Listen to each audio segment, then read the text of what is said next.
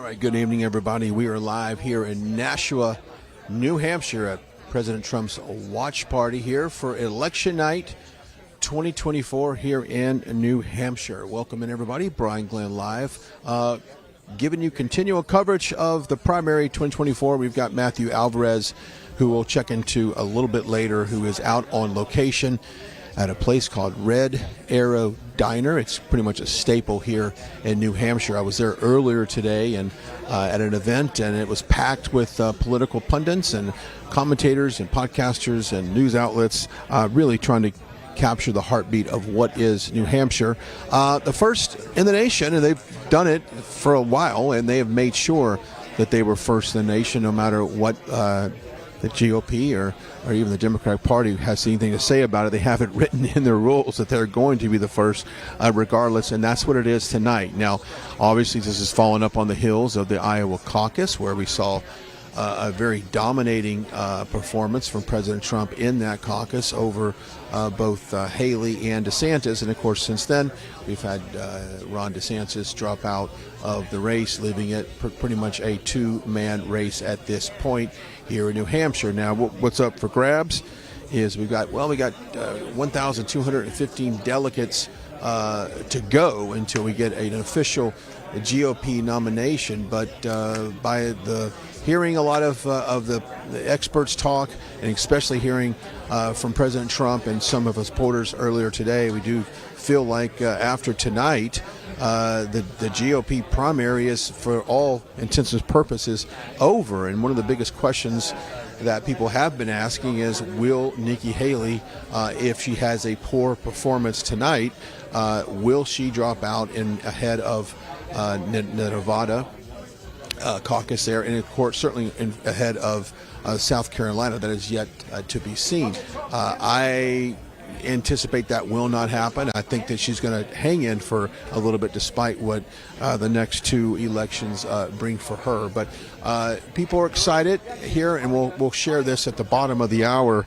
I had an opportunity to jump in the motorcade with President Trump and go to a local high school about 30 minutes from where we're at, to kind of at a voting location to talk to some supporters there and really get an indication of what the people feel like on election day. You know, it's all about turnout, and every one of the rallies we've had so far, that's been pretty much the main message, is to get out the vote, swarm the polls. You know, it's one of those things where the president often talks about voter turnout being key to not only the victory in the GOP nomination race, but also in the general election against Biden in November, presuming it is Biden.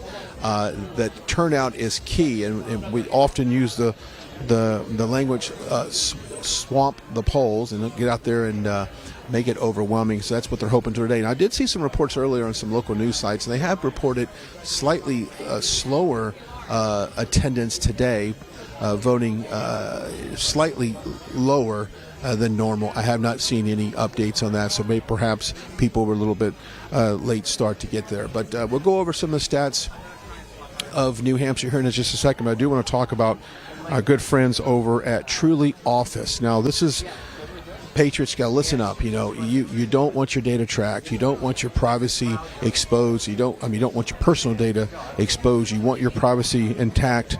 Check out trulyoffice.com. It's an all-American alternative to Microsoft Office. So if you like all the things that Microsoft Office offers, then you will certainly like Truly Office. It doesn't track your data. There's no more expensive subscriptions to keep up with. They don't sell your privacy, your personal data to outsourcing companies. You have complete control of all of this, and they want to help you not only grow your business and grow and protect your data as well. Go to trulyoffice.com/rumble. That is trulyoffice.com/rumble. Very special offer for today's broadcast. And you know, we love when great American patriotic companies step up and they are able to essentially provide a service, and they have the same values that you and I have. So go check it out. trulyoffice.com/rumble. trulyoffice.com/rumble. Okay, so we're here. I'll step aside just for a second so you get an idea of the room that we're in. We're in the Sheraton here. It's a beautiful hotel. This is one of the probably the largest facility, I would say, in Nashua at this point to be able to do something like this. But we are glad that you're here with us today. As we are, that's beautiful the way they have the flags laid out back there. But this is one of those great examples how, this from day one, this has all been about, capturing the essence of this America First agenda and getting back to the President Trump's agenda and really shining a spotlight on all of the problems that we have in this country from the failed policies of the Biden administration and getting this America First agenda back. So on a night like tonight, obviously I expect no less than what you see here today. And if we're going to go over some of the facts on New Hampshire and some of the facts of things that are been, happening to this state, the reason why they're in this state, this is a Republican state. 2/3 of this of New Hampshire, they describe themselves as somewhat conservative. Hence, they do have a Republican governor, Chris Sununu. So one would argue that he's certainly not the most conservative governor that we in the country, but nevertheless, he is a Republican, and he has stated openly that he is all about supporting President Trump if indeed he is the nominee. Of course, right now he's backed Nikki Haley, which is good to hear that you've had some, someone from your party that may not agree with you politically, but at the end of the day, they will get behind you. Now, last night we were in Rochester, New Hampshire, and we had a rally there. And of course, Tim Scott came out, who just recently endorsed President Trump. Also had Doug Burgum, governor of North Dakota. And then we also had Vivek Ramaswamy come out and speak for a few minutes on behalf of the president. So he's picked up some key endorsements. And I actually said this the other day, and I think this is very interesting, and I'd like to get your thoughts on it. I think that as far as endorsements go, they don't necessarily mean a whole lot. If President Trump gets endorsements from a candidate, that weighs a lot less than if President Trump endorses a candidate. I think the endorsement weight certainly is on from a Trump endorsement rather than someone, putting a endorsement onto him. So, but nevertheless, we'll take these endorsements. I do think it does show a sign of unity for the most part. So we've got that, and of course, this country is very much divided right now. You have, if you look at the polling, depending on who does this poll, I've seen everything from Trump being at 52%. I've seen as high as 60 in certain cases. I've seen Nikki Haley anywhere from 19 to 21. So she's got in the low 20s, high teens on that. Some of the political experts are saying that if President Trump does not win this thing in a 60-plus margin, in other words, if he doesn't drop 60 points on the board and leaves Haley down in the teens or even single digits, that this could be potentially a loss for Trump. And I don't understand how they factor that in, that a fact that getting a 52 percentage point win on any race is a sizable win. And so you tack on a 61 point lead, that is huge. I don't know if we're going to get between, I think we fall anywhere between 51 and maybe 56% is what I'm thinking on this. Of course, you might pick up some votes coming in from the DeSantis camp. Obviously, the voters are all over the place. I saw a great segment the other day from a wide range of voters. You had the never Trumpers, who doesn't matter what Trump does or what Trump says or who's in the running, they're simply never going to vote for President Trump. And so you just kind of write those guys off. They're going to write in someone else. And you have a voter that perhaps was a Ron DeSantis voters, and they are, if you look at ideally, they're going to vote in terms of America First agenda because DeSantis, for the most part, did shadow a lot of President Trump's policy. So I do see a high percentage of DeSantis voters going over to President Trump. You may even have some, you never know, you might have some Never Trumpers in there as well. Then you go to the independents, and depending on what the topic is on an independent vote, which a lot of it is the border. So you even have a lot of moderate Democrats and that may be leaning to the center of an independent are definitely getting the vote for President Trump in terms of the border. That's been one of the single issues that resonated so strongly with that particular voter. Then you have what I call the country club Republican. You have the establishment. These are the guys that back in the day would have been the Bush voter, would have been the Romney voter, would have been the old school Republican. Those guys, if you look at what happened in 2020, sadly, you had people from the Bush camp saying they would rather vote for President Biden than President Trump. Now, how true that would be today, I don't know, because you're now looking at such a dismal economy right now, and the problems in the world are to a point that I think just throwing your vote to a Democrat because you don't particularly like President Trump would be foolish. And I think that they know that the America First agenda is the agenda to secure this country. So there's all your voters right there as far as the Democrats. Now, I mean, as far as the Republicans goes. As far as Democrats, it's interesting to note that Joe Biden is a write-in candidate for the Democrat primary. He's not on the ballot. You have to write him in. Now, what he tried to do for so long is he tried to move the First in the Nation primary from New Hampshire out to another state because of the fact that he would start off basically behind, if you will. And if you look at what happened in 2020 here in New Hampshire, he in fact lost. He got fifth place, if that shows you anything like that. So 2/3 of people here in this state consider themselves a conservative, and so you got different shades of that, obviously. So, but tonight we'll see exactly what that is. Brian Glenn, if you're just now joining us, we're live in Nashua, New Hampshire, just on the other side of the Massachusetts border. This is the Trump watch party. This is where he is anticipated later tonight to make a speech, obviously, once he wraps up the primary here. So we'll also bring that to you live. Matthew Alvarez is on the ground at a Red Arrow Diner. It's in Manchester. We'll check in with him. Now, I was there earlier in the day, a very patriotic place, a lot of pictures on the wall. It seems like about every president in the last 30, 40 years have been in that diner, along with local celebrities. I just found out that Adam Sandler grew up about 2 blocks from that particular location. So we'll learn a lot about that as well. And plus, we were able to kind of roll with President Trump a little bit earlier today in his motorcade up to a Londonderry high school, about 33 minutes away from here. We've got some footage from that as well. If you want to see that footage, an extended footage, we also have that up on Rumble and YouTube. You can go check that out. But we're glad you're here. Now, obviously, let's just think of this in a way. If you talk about an NFL season, by the way, this is week 2. Okay, of a long campaign season. So this is week 2. We got Iowa's week 1. We got that wrapped up.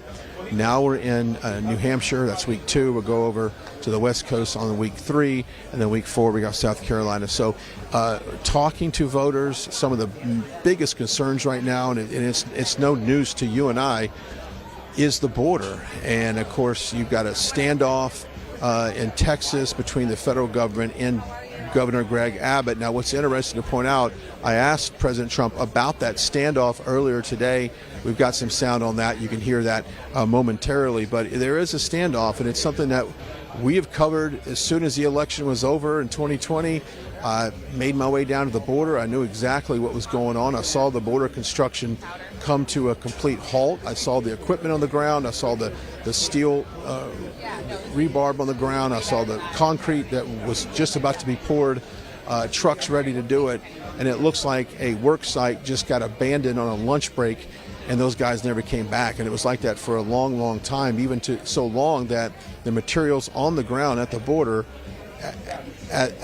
for the most part, had to be scrapped, and they were no longer in use. So this is something we've been dealing with for a long, long time. We're going to find the effects of that here in just a second. Let's talk about our friends over at freetrumpbook.com. This is one of the greatest things that we sell here on this network, and it's easy because you're not going to hear about the accomplishments of President Trump from many of the people in the media here. You're not going to learn it on the University of TikTok or the College of Instagram, but you can learn it in a book. It's a Kid's Guide to President Trump. It's absolutely free. You pay a small shipping and handling. The information for that is on your screen. Check it out, freetrumpbook.com. And you know what? It's one great way to really share all of the accomplishments of the president. You can, I suggest buy it for your local, school. Give it to your library. You can also put it in your church, in your library at your church. But go check it out. The Kid's Guide to President Trump, freetrumpbook.com. That is freetrumpbook.com. Okay, so the border.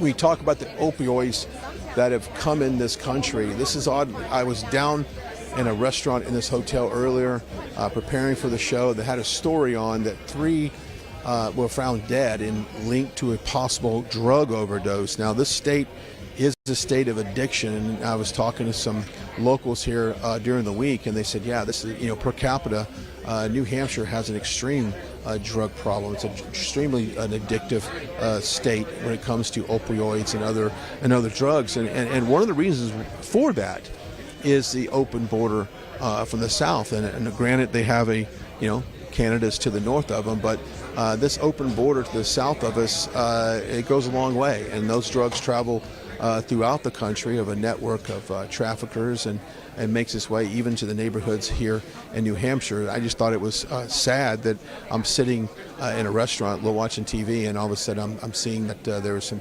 possible overdoses today, perhaps linked to opioids. So it really resonates in this community, and you can see it. You can see the hurt on people's faces when they talk about losing a loved one to a drug overdose, and you hear the stories. I know that in the Homeland Security just the other day, they had some parents of kids that were either died of an overdose, or were one poor mother talked about her daughter being raped and murdered by an MS-13 gang member who had been in this country illegally through the border, and basically had a couple of dealings with the police, with the law enforcement, but was never sent back. Was sent to back on the streets, and when they would get him again, and they would send him to a halfway house or a foster home, and then ultimately murdered this 17-year-old young girl. So these stories aren't few and far between. They're all the time, and of course, if you follow some of the stories along the Texas border, in particular, these counties that do the Rio Grande, you see these car chases. You see these instances where these coyotes are picking up they're basically a carrier vehicle. Most of the time those vehicles are stolen, by the way. It'll be a minivan, a pickup truck, an SUV. They'll come and pick up a load of illegals, and they're paid to basically move them out of the area. Well, in the process on that, they might get picked up by law enforcement. They might pick them up for a traffic violation, and then what happens at that point is they will trail these individuals, and a lot of times they end up in some kind of tragic accident. This happens all the time. This is not something that's a once-in-a-while ordeal. I've been in South Texas. I've had these law enforcement agencies tell me this. This happens all the time along the southern border. We just only hear about it every once in a while. If God bless them, Bill Maloogian, Fox News does an excellent job on the border, Bill Burkholm and some other ones, but we only hear about it if a reporter is down there at the particular moment. But this thing happens all the time. So the border is definitely a top priority. Coming in at number 2, no doubt, is the economy. Now, granted, we have seen gas prices pull back some since the peak last summer. That is good news, but at the same time, we've also seen our petroleum oil reserves be drained to a level, if we look back 2 years ago, drained to a level to dilute the amount of oil on the market, to falsely bring down the price of gas in really in kind of a way that is not meant to be. These petroleum oil reserves are meant for times of war, natural disasters, or hurricanes. There's shipping lanes that are shut down, or oil rig is shut down. That's when you dip into your petroleum oil reserves. You don't do it to bring down the price of gasoline. That's a false way of doing that. And then what happens is you have to refill these oil reserves, and certainly you're refilling them at a much higher price on oil than you was when you filled them up in the first place. So this is something, and President Trump talks about this, and he talks about the $1.87, $1.79 gas wherever you live on his last day in office.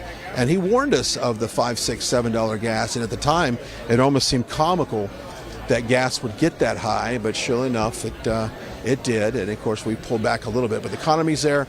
If you want to look at interest rates, I don't know if you have anybody in your life that just bought a house recently. I don't know anyone who just bought a house, and that due to the fact that the interest rates are about double of what they was back in what they were in 2016 and 2020.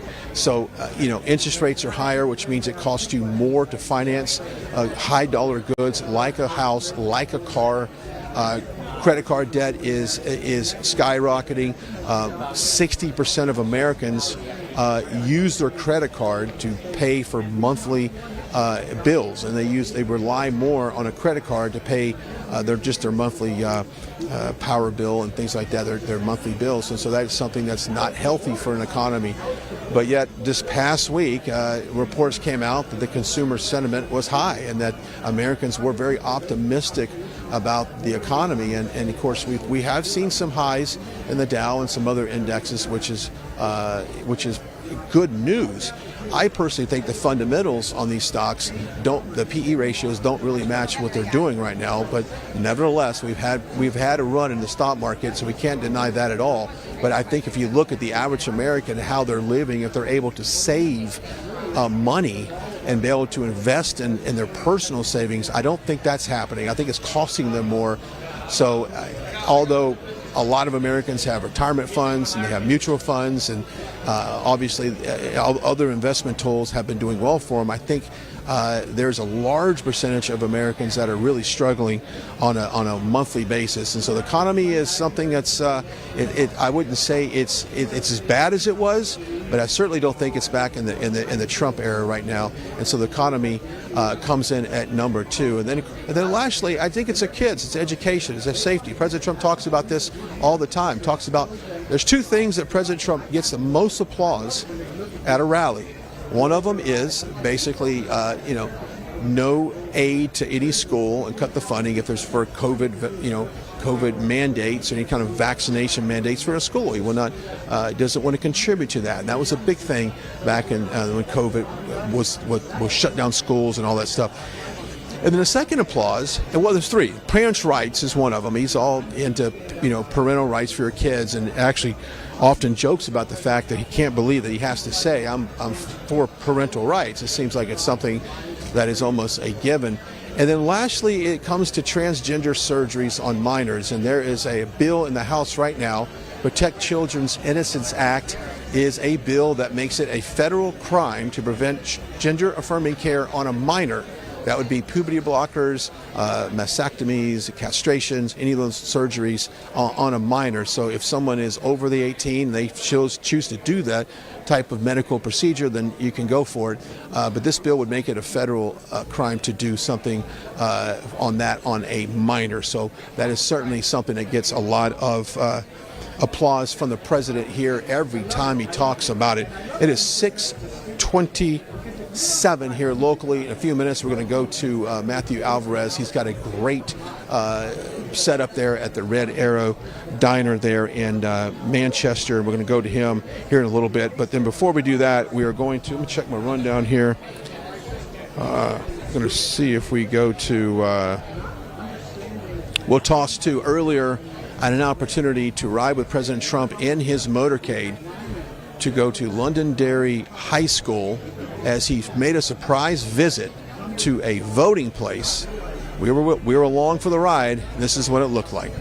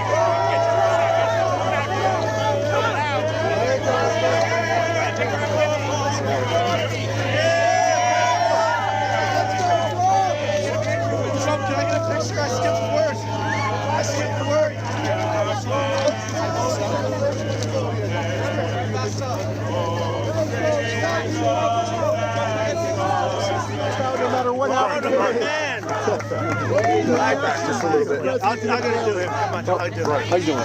Good.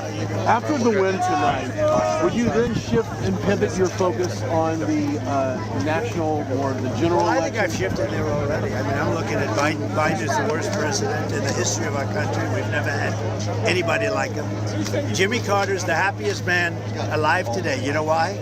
His presidency looks brilliant by comparison to Biden. The worst president we've ever had, what he's done to our country, what he's done to the border with millions of people pouring in. People from prisons, from mental institutions, and terrorists are pouring into our country. They do nothing about it. And we're going to be paying a big price, but we'll handle the whole thing. But what they have done to this country is very... That's why you have the people here. How are you? Nice to see you. It's good to see you, sir. Nice to see you. How important is it for the party to unify behind you after We're going to tonight? unify the party. The party's going to be unified. It already is unifying. When you look at a crowd like this, and they had no idea I was coming. In fact, 20 minutes ago, I had no idea I was coming. You want to know the truth? They had no idea. And you look at a crowd like this, we're going to have a big victory. We're going to have a big victory. You doing okay? I am. I love this guy. And this one and that one. Say it. Nikki Haley says she won't drop out of this race no matter what happens. Well, she may not. I don't care if she drops out. It doesn't matter to me. I mean, she said she'd never run. Remember that? So what did that mean? She said, I will never run because he was a great president. I will never run. Then she started running. So what she said doesn't matter, right? Because it doesn't, oftentimes she'll say things that she doesn't mean. But I think that she's worked very hard, but I couldn't care less. If she drops out, that's fine, and if she doesn't. We go, next stop is Nevada, where we won 100% because they looked at the polling. I was at 94% and they didn't register. They didn't want to pay the fee to register. So we win 100% of Nevada, and then we go to South Carolina, and I think I'm winning by 50%. And we have support of almost every. Is it 70? I'm 70. Am I 70? If you said 70, I'm going to sign your hat. If you said 70, I'm going to sign his hat. He's got to be a Trump guy. You'll be 4-0 after the first four primaries. Look, you always look at it's still politics, and this one should be great. So Iowa last week, we thought we were going to do well. We had no idea. We ended up at a tremendous number. That was an all-time record.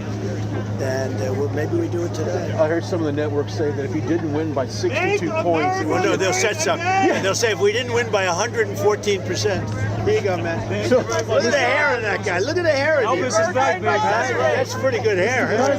How do you feel about this crowd You shouldn't even wear a hat. You'll disturb your hair. How do you feel about the crowd today coming out for you? Well, I think it's amazing because nobody knew. 10 minutes ago, I didn't know I was going to be here. And I came here, I said, look at the people. These people are here to vote for us, and that's a great honor. Now I really feel we might have a chance of a really big day. We're going to make America great again. We're going to make that border so good, so strong, so powerful.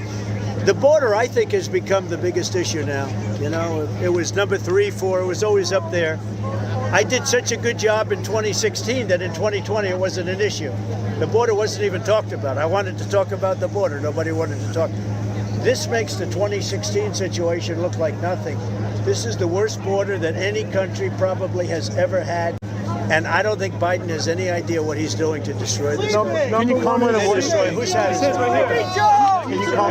on in Texas with Greg Abbott, the Supreme Court rule? Well, that was a surprising ruling, very surprising. But we'll get it straightened out because basically they gave the power to the federal government. I understand that, but when I'm in the federal government, they can put up all the wire they want. Okay, they can put up all the wire they want. Thank you, everybody. Thank you, Mr. President. Get in and vote. Don't waste your time. Don't waste your time out here. Get in and vote. Here, take a hat. Here, right? So long, everybody. All right, thank you, press. Thank you, press. Let's go. Thank you, press. Thank you, press. Thank you, press. Let's go. Just what a great time there at the high school. Obviously, like President Trump said, there was no advance notice that he was going to show up, and just a lot of supporters outside that high school in general just cheering on the people coming up and just, obviously trying to convince people that President Trump is the right choice. And so obviously when he rolls up and the Secret Service kind of rolls in in front of him, people start to really think, like, what's going on here? And so obviously President Trump coming out and really taking the time, and we got an extended version of this stop that perhaps we can play later, or you can go check it out on our Rumble page, of this trip. And so he really takes the time to talk to as many people as he can. We'll get to a little bit more of that in just a second, but I do want to talk about our friends over at Tax Network USA. Now listen, there is nothing more stressful than owing back taxes right now. Whether or not you owe for a year, 2 years, 10 years, it doesn't matter.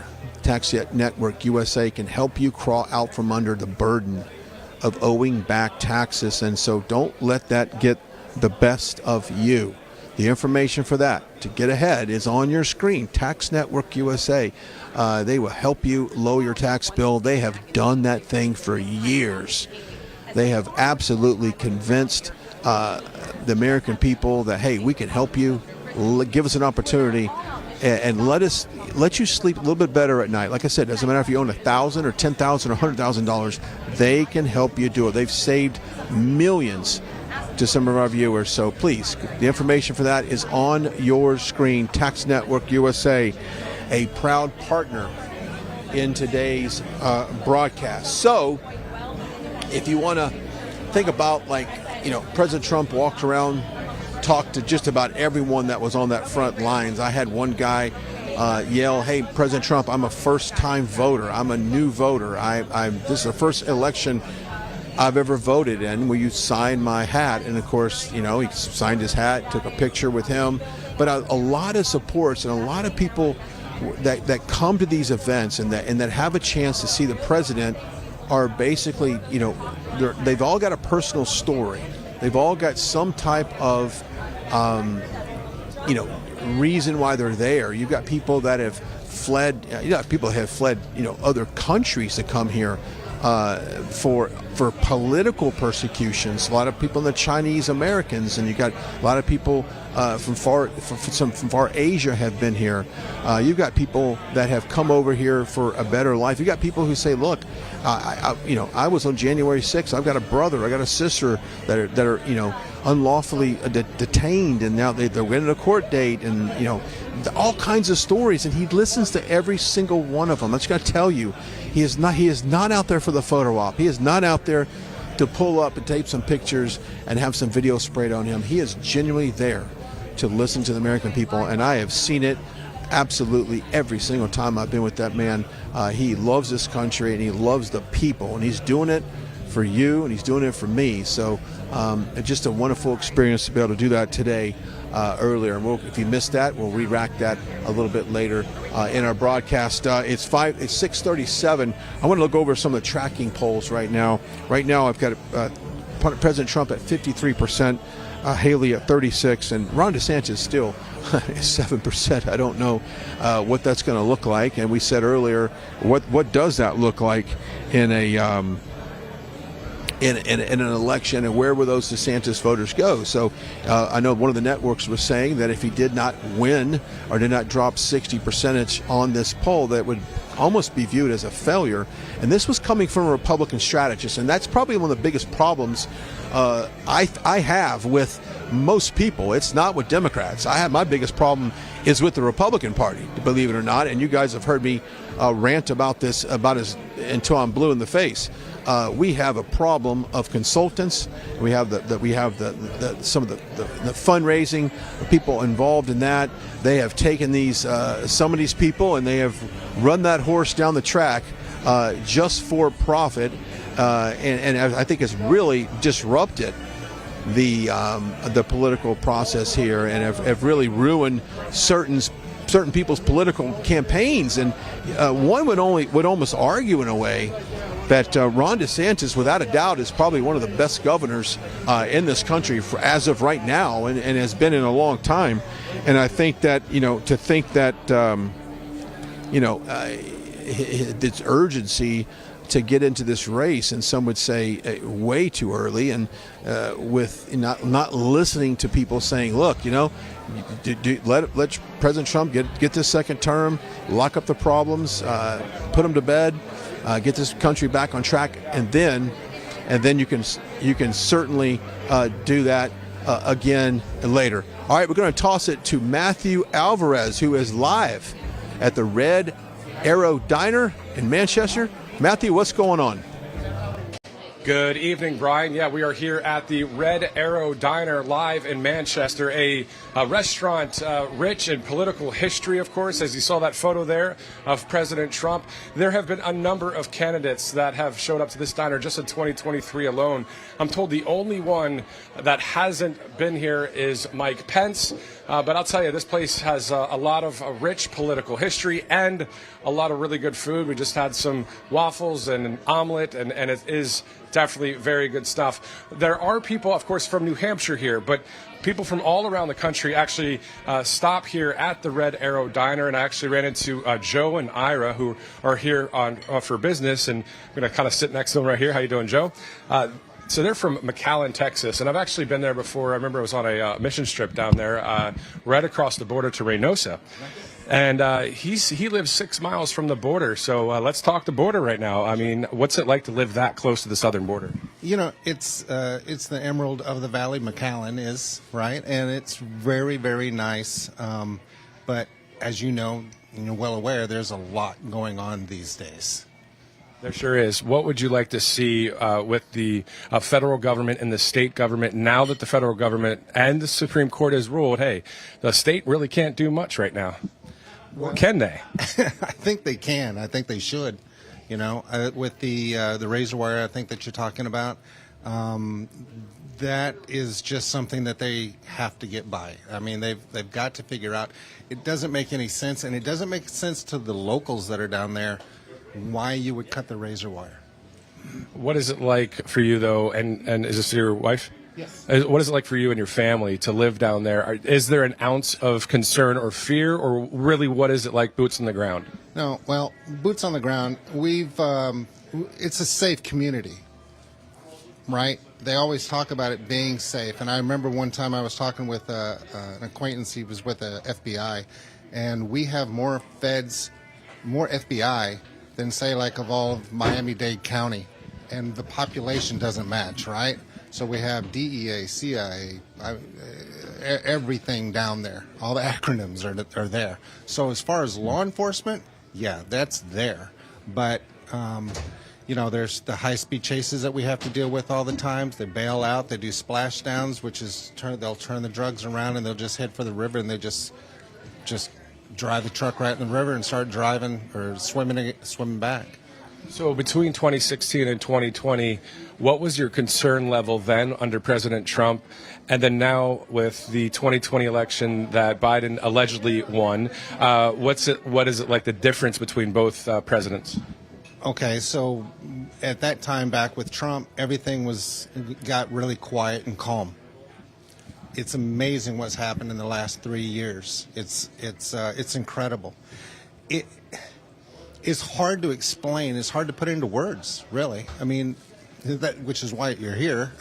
But it is the people. I mean, it's a blue area there, right? We're not strong Republicans by any means in that area. I am. We are. But I've got family that's with the Border Patrol. They're overwhelmed. It's just a fact that we have to sort of put up with things. It doesn't matter what neighborhood you're in. You can have the wealthiest of neighborhoods or the poorest of the neighborhoods, and you'll have the stash houses and the human trafficking that goes on. It's pretty sad. For the human trafficking, it's really bad. And you mentioned something I haven't heard before when you just said we are strong Republicans. Why are you a strong Republican? What is it about you that says, you know what, I am believing in the Republican way? Well, I think for us, one of our biggest things is we've got 14 going on 15 grandkids, and I think about our future. I mean, I was raised very conservative, and I think mostly it's just the things, again, that's come up in the last 3 years that is just so far out of bounds to me.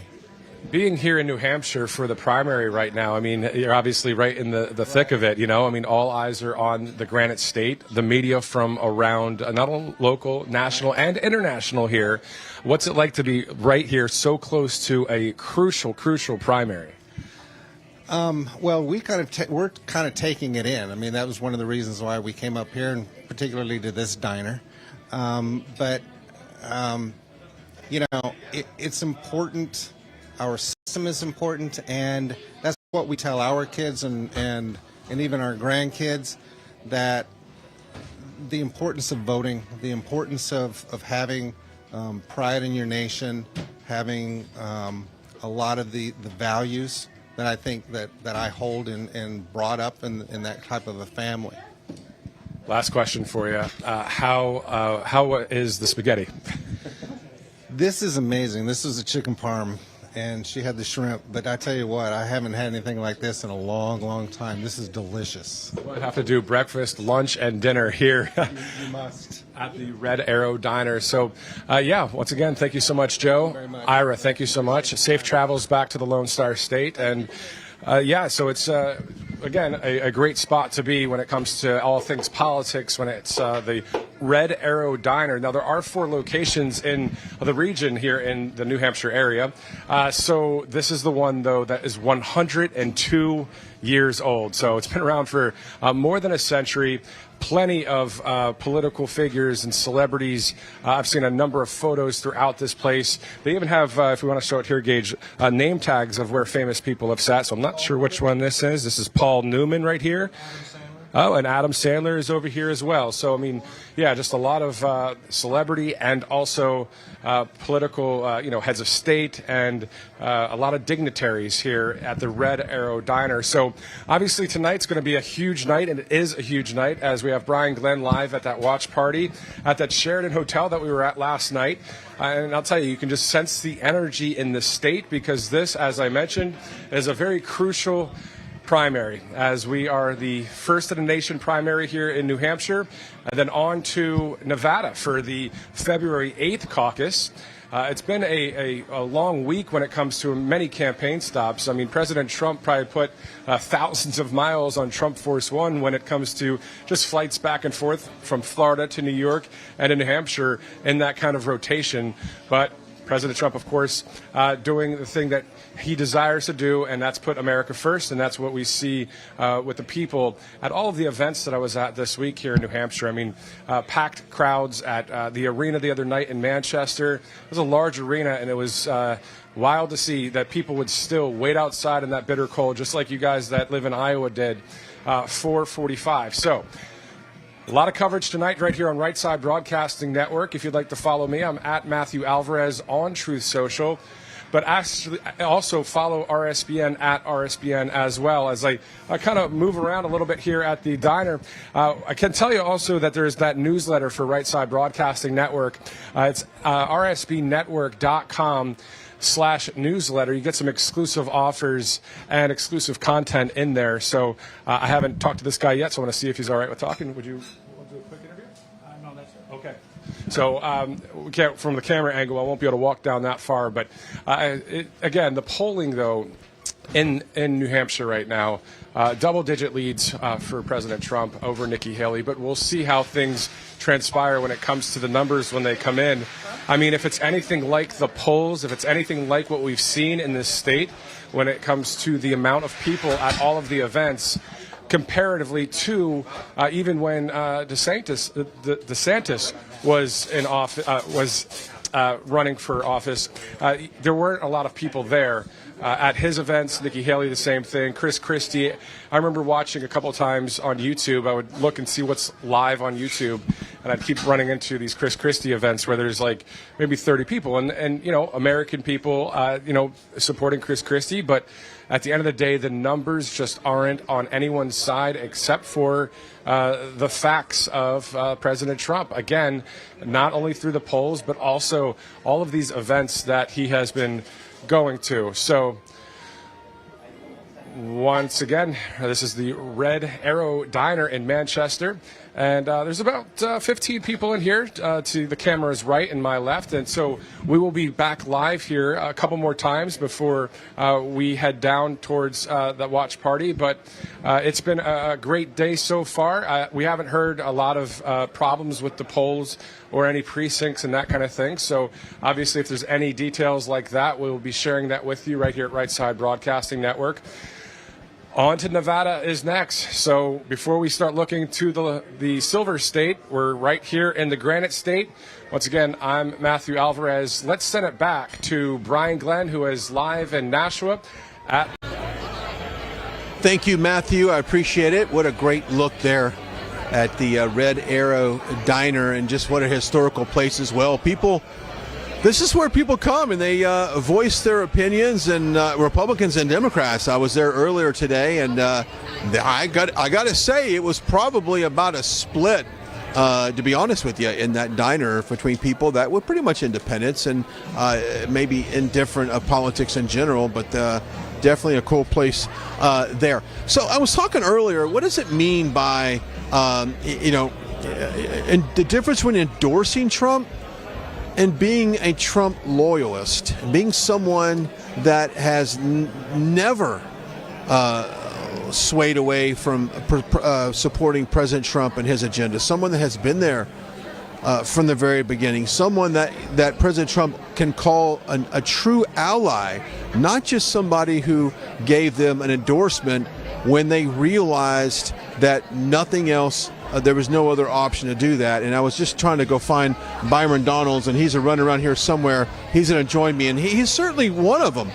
Byron Donalds has been a true Trump supporter with ever since he came into Congress, and I just think that him and some others, we'll bring them on here shortly. But I think it's more important to see who these true Trump loyalists are, and to make sure we don't give the keys to the kingdom to just someone who says, I endorse President Trump, when perhaps fundamentally they aren't necessarily there from the very beginning. Hey, we'll talk about our friends over at the Birch Gold Group. Now, let me tell you something. The economy, we talk about it all the time. The market goes up, the market goes down. We have places you can put your market that you can rest assured will be there when you need it. You've worked too hard for your money to let some kind of market disruption take it all away. That's why our friends at the Birch Gold Group want to send you a free information kit. They are the experts on gold, silver, and precious metals. And with the BREX, with this digital currency that is always threatened the markets and threatening investors, the devaluation of the dollar, it is more important than ever to make sure you diversify into gold, silver, and precious metals. And that's why the Birch Gold Group wants to send you a free information kit. The information for that is on your screen. It's super simple, super easy, and there's no reason why you should not at least get the information kit. Text the words Trump to 989898. That is Trump to 989898. That is the Birch Gold Group. All right, well, in about 8 minutes, we're going to take a quick commercial timeout, but I want to talk a little bit about, before we do that, about the corporate wokeness that is in American corporations right now, and this relentless, DEI and all of the diversity hires that is purely on skin color and not necessarily on the ability to do the job. And I just recently saw that United Airlines had hired somebody that was legally blind as a part of their pilot staff. I'm not quite sure where that fits in. I'm not quite sure if you were to line up 100 people jumping on an airplane, if you were to ask them what's the most important aspect of a pilot, I think they would probably tell you, I want my pilot to be able to take off and land safely, no problems, no crashes. They're not concerned that they might be the first female pilot, or they might be the first open gay and lesbian pilot. They may not be the first transgender pilot. They might not be the first, American Indian pilot. That doesn't matter. That only matters within the corporation in which the HR directors have to check the boxes off bend a knee to this whole agenda that we must hire X amount of people. I think we need an equal opportunity environment, which I really think we have. I don't think we're in the 1950s or any time in our country where someone does not have an equal opportunity to get hired. I mean, we've had the highest level of government office in this country. We've had a duly elected president, Barack Hussein Obama, who was elected twice by a majority white voter.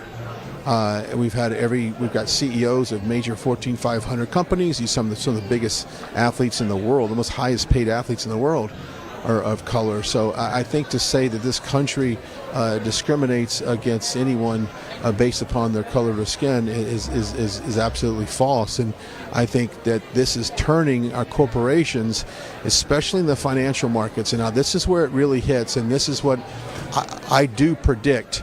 That when we look at what could happen in the financial markets through the result of all of this division and equity in far as investing in companies that have this footprint of whatever, they have a low carbon footprint. They have so many LGBTQ employees in their company. They have so many people who identify as non-binary or cisgender, or one of these silly terminologies. It's out there, and that's what they do. And these companies get, I would call them social media brownie points. They get a little bit of equity scoring in the financial markets. But they're starting to find out that if the only thing that matters really, are they profitable? Are they a business? What is their bottom line? Are they in the black? That's what matters. And I've got several friends in the markets, and they'll tell you that is one of the biggest problems right now is this whole smoke and mirrors, that is what matters to the financial investor. So if you're going to invest in a company, or let's just make it as simple as this. If you're going to book an airline ticket with an airline, what is the most important thing to you? It might be price, actually. It comes down to price, and if you fly as much as we do, we know exactly how expensive it is to fly. But you're probably going to think about safety. You're probably going to think about what has been in the news. And recently we had, years ago, if you remember, the 737 MAX 8 planes that Southwest Airlines had years ago that had some computer problems, and they had a few of those planes had to ground them because of near crashes on those planes. Then you have the 737 MAX 9 here recently on an airline, Alaska airline, a door that would have been a door. It was actually a window. Got smoked out of there and ripped off, and passengers on this plane had to basically hang on for dear life. Those are the things you're concerned about. You're not concerned about, does my pilot identify as an LGBTQ member community? You don't really care about, does my pilot, how much ethnicity does my pilot have? No, you don't care about that. And you and I both know that. It's a smoke and mirror game. It's for a wokeness agenda in this country that simply does not make sense. And I think you're seeing a lot of companies push back on that. And if you just want to look at what happened to Bud Light and this whole Dylan Mulvaney marketing pitch to basically try to, act like this, this young man is some 14-year-old babbling girl that doesn't even know what the Super Bowl is, and she's in the bathtub, and it's silly. Did they think that was going to sell beer? Did they think that was going to resonate with the average American beer consumer, which I don't think fits that category? And even if it does, what percentage does that make up your complete consumer base? Is it 1%? Is it 2%? I don't even think it's 1%. But they were willing to go full throttle on a campaign to sell beer to appease that section of our country. And you got these people in these positions of marketing and PR that simply have an agenda. It's not to sell widgets. It is to sell a thought. It's to sell an ideology. It's to sell a lifestyle. It's to sell. It's more selling a lifestyle than selling a widget. All right, it's 1 minute, top of the hour, 7 o'clock here local. President Trump is scheduled to speak here tonight after a presumptive win here in New Hampshire. We'll keep you tuned in for that. Our own Matthew Alvarez is at the Red Arrow Diner. He'll bring us some live reports. Plus, we've got a lot of different special footage we'll drop in tonight as we are live here in Washoe, New Hampshire. A few minutes. We will come right back.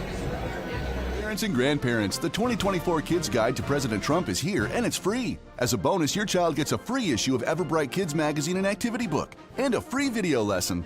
Order now at freetrumpbook.com. That's freetrumpbook.com. Welcome to the Right Side Broadcasting Network. We're not like the other media outlets out there that cut and edit what other people say. In 2015, we were created by our founder, Joe Seals, to cover President Donald J. Trump's speeches and rallies, to which we continue to do to this day. We've also covered important conservative events like CPAC, TPUSA, March for Life, and many other important events and hearings around the country. We were made for people like you, everyday Americans who are tired of the mainstream media, who are tired of being lied to, manipulated, and fed an agenda. Our goal here at Right Side Broadcasting is to allow you to see the truth, giving our correspondents and commentators a wide latitude to speak their minds. You won't find anything like this in the mainstream media. Your support through your donations, locals, and supporting our advertisers allows us to continue to cover important events around the country each and every day. So, from us here at Right Side Broadcasting, thank you for supporting us and the right side of history. Hello, I'm Mike Lindell, and I'm here to tell you about my new product from MyPillow, towels that actually work. Watch this absorbency test. Here's another towel that we randomly went out and bought. Here's one of my towels with the nice design. I don't know if you can see this, but you could line a swimming pool with this. I mean, this is crazy. Get rid of it. Towels that actually work. What a concept. I'm interrupting this commercial to let you know you can get our 6-piece My Towels, regular $69.98, now only $29.98. Or you can save 25% on our brand new kitchen towels, made with the same technology as our famous My Towels. Also, we have bath sheets, bath towels, washcloths, hand towels, and so much more. And the best part, with your promo code, your entire order ships absolutely free. So go to mypillow.com or call the number on your screen. Use that promo code to get deep discounts on all My Towels. And for a limited time, your order ships absolutely free. What's up, guys? My name is Jaden Hurd, and I have a Christian show called Let It Be Heard, where we analyze culture and current events from a biblical perspective. I highly recommend you guys check us out. We now have episodes every Monday, Wednesday, and Friday. And basically, what happens is we react to videos, we have talking points, we have on guests, and it's very exciting. Come check us out on Rumble and the RSBN channel. God bless you guys.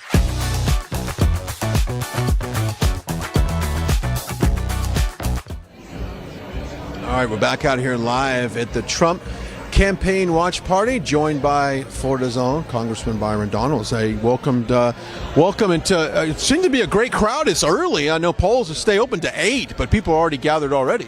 Oh, look, it's a great crowd in here already. I was in the crowd talking with a lot of people. They're excited here in New Hampshire. And look, I think it's going to be excellent what we're going to see tonight. It's time that our party unites, gets behind Donald Trump. I think we're going to have a big victory that's going to demonstrate that, and then we move forward. About an hour ago, less than an hour ago, I was talking about the difference between a Trump and somebody who endorses Trump and someone who's a Trump loyalist. I literally name dropped you and said that you were a loyalist from day one.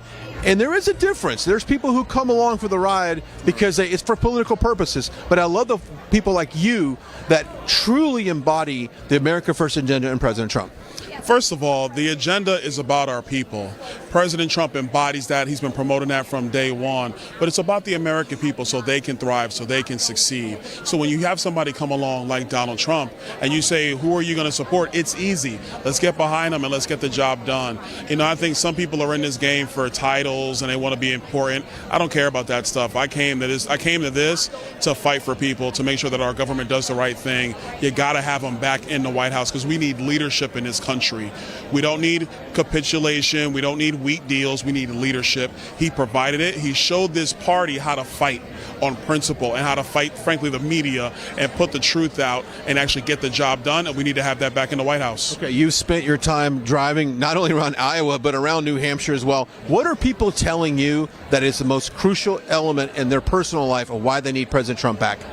Immigration, inflation, the foreign policy. Some people do bring that up about how chaotic things are, but there's a real sense that America's on decline. There was that sense when Barack Obama was president, and it's in spades now with Joe Biden. I mean, everything has gone wrong, and so people realize fully now, and they understand. And it's not just MAGA supporters; it's Republican voters, it's independent voters, it's minority voters. They've seen in Iowa, they've seen in New Hampshire, and they've seen throughout this country that Donald Trump had the recipe. He had that secret sauce. He had the prescription for a prosperous America, and they want to see that again. Do you see more and more Americans that might have been independent or maybe agnostic to voting at all? Do you see them this election coming over and voting for President Trump for maybe the first time in their entire life? Oh, I do. I'd see it in big ways, man. I have old friends, old family members. You know, they've been texting me about Trump for the last couple of years. Like, man, can we have Trump back? This thing is crazy. That's what they've been wanting to see. And I'm telling you, as I've traveled the country, supporting other candidates, supporting people to get our government in order, you start talking to voters in airports, in diners, you know, on no matter where you are, they come up and they ask questions. And more they talk about how good the country was running when Donald Trump was president. I think we're going to see big things happen this fall in our country. We got to get through this primary process, but I think this will be over probably tonight. I think so too, and you know, and of course, I asked President Trump earlier when we met him on the road if he's going to pivot to more of the head-to-head campaign with Biden. He said, look, I've been doing that from day one, attacking this administration. I don't need to pivot now. I pivoted a long time ago. Oh, no, that's right. He's been focused on Joe Biden. I believe that's exactly what he and his campaign should have been doing this entire time. Look, in our party, it's clear. Our voters want Donald Trump. He's going to be the nominee. So spending too much time and resources focused on Nikki Haley or anybody else when they were in the race is not going to be important and not helpful. It is about the rematch. It's about who did a better job, the 45th or the 46th. And without question, it was the 45th president who's soon to become the 47th president. Okay, let's turn our attention to what's happening on Capitol Hill right now. Obviously, in a slight break, when you guys go back, is there anything on your agenda, or what do you think should be done in the House? I know I always say that Mike Johnson's in a very tight position right now because he's trying to work with the Democrats on the funding in Ukraine, which I think that you and I would all disagree that we do not like. And he's trying to do something for the border. I mean, we need a good border security and secure our border. But what can we look forward to on Capitol Hill when you guys get back into session? Well, look, the first thing is that we have to demonstrate that we are prepared to lead in the House of Representatives because the Senate has done nothing. They've been lazy. They have not done any work this entire Congress. You already know what Joe Biden's about. So there has to be some leadership on Capitol Hill. So my message to the Speaker and to House Republicans is demonstrate leadership, stand for something, stand for a position, and you have to hold that line. If it means government is shut down because Joe Biden wants a porous border, then that's Joe Biden's fault, and that's his responsibility as president of the United States. But we have to demonstrate leadership. We can do that with border security. We could do it with actually cutting spending in Washington, D.C. And then actually we've done great things on the energy situation in our country. Everybody talks about H.R. 2, but H.R. 1 is the most robust, all of the above energy plan that's ever passed either chamber in Congress. We passed it last year. It's a great energy bill. Those are the things that we should stand on. I know there are people who say, oh, but you got to be able to govern. Well, what we've seen is that governing means you cut a bad deal with the Democrats in the Senate, and then everybody says, oh, we finally did something, but the reality is the American people have seen nothing, or things got worse. Yeah, you're right. They want accountability. We've often said that. Speaking of accountability, Mayorkas is set for a vote in the committee on July 31st. I'm not sure when that's going to get brought to the floor. I'm sure you agree with the majority of your conference that Mayorkas needs to be impeached. He's lied to Congress. Yeah. He's lied to Congress repeatedly, and everybody knows it. He has not faithfully executed the laws of the land. Neither has Joe Biden, for that matter. So, in my view, if you're going to impeach Mayorkas for this, then Joe Biden should be right there with him. But that's my view. He's not done the job. He's been awful at this job. Even Jay Johnson, who worked under Obama, said that if this was a situation, it would be a catastrophe, a crisis. It would be apocalyptic at our southern border. And that's what this man has done. He deserves to go. Nobody should advocate for him staying. He has been the worst. Yeah. If I'm not mistaken, Byron, has some of the Democrats along the Texas border, even the state reps, they support the border being secure. Like, they know what's happening across their districts. Am I right on that? Oh, no, you're right. Yeah. If you talk to them when the cameras aren't on, they will tell you how much of a problem this is. There's a handful who have said it publicly, but they don't point the finger at Joe Biden because he is the master of disaster. He's the one that created this. But look, Democrat voters, independent voters, they know who's at fault here. And I believe they're going to come home to the Republican Party. They're going to back Donald Trump. And, of course, all of the conflicts in the Middle East, and you got Ukraine, Russia.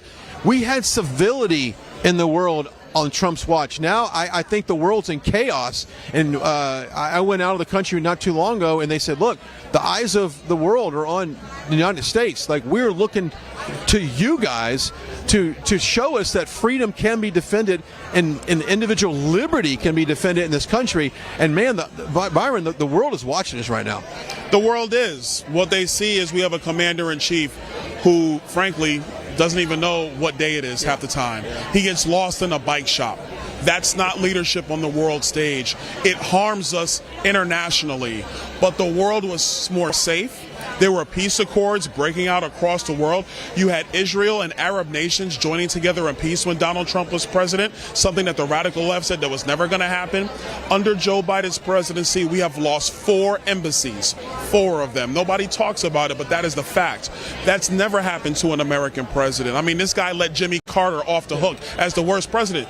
But we can fix all that. But it takes leadership in America. It takes leadership in the White House. And that's why I implore not just Republican voters, but all voters. Yeah. It's time to change leadership for a better America. We have a candidate that can get that done. All right, Byron is definitely the good one in Washington. If you want to follow Byron and all of the things that you're doing, because you're really fighting on Capitol Hill. I see you.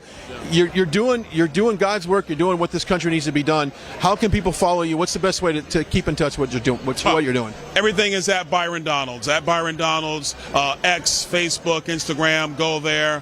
Follow me. Would love everybody just to be able to just watch what we're trying to accomplish. And it's not just about the politics. It's about energy policy, financial regulation. We really believe we can get this country on track, and we're going to fight hard every single day. Okay, before I let you go, what percentage do you think President Trump gets tonight? Some of the political consultants say that if he doesn't drop 61, 62 percentage points on Nikki Haley, it would be considered a disaster. I say this. If you've got a sports team and you drop 60 points, on a team and they got 12 and you got 60, that's domination. But what do you think at the end of the night what percentage point gets dropped on? So look, my honest view is I think it's going to be well over 55% of the vote, but it doesn't matter. Nikki Haley has to demonstrate she can win a state. She's not going to demonstrate that. She's going to lose in New Hampshire tonight. I think the margin is going to be pretty big. And then when you start looking at the polling in these other states, Nevada, South Carolina, Florida, when you start looking down the road, it gets worse, not better. So as far as I'm concerned, all we need is a victory tonight. We're going to have that victory, by the way. Nikki Haley has to prove she can win a state, and she's not going to be able to prove it. This race is over. On to November. The strength of schedule gets worse. Byron Donalds, one of my favorites in D.C. Thank you so much for spending time with us tonight. I know you're busy. You've got a lot of people trying to pull you away, but thank you so much. Thank you. Thank you very much. All right. Let me step aside. Live look here in the ballroom. It's got obviously a little more people here over the last hour or so as we make our way. Now, President Trump is scheduled to speak.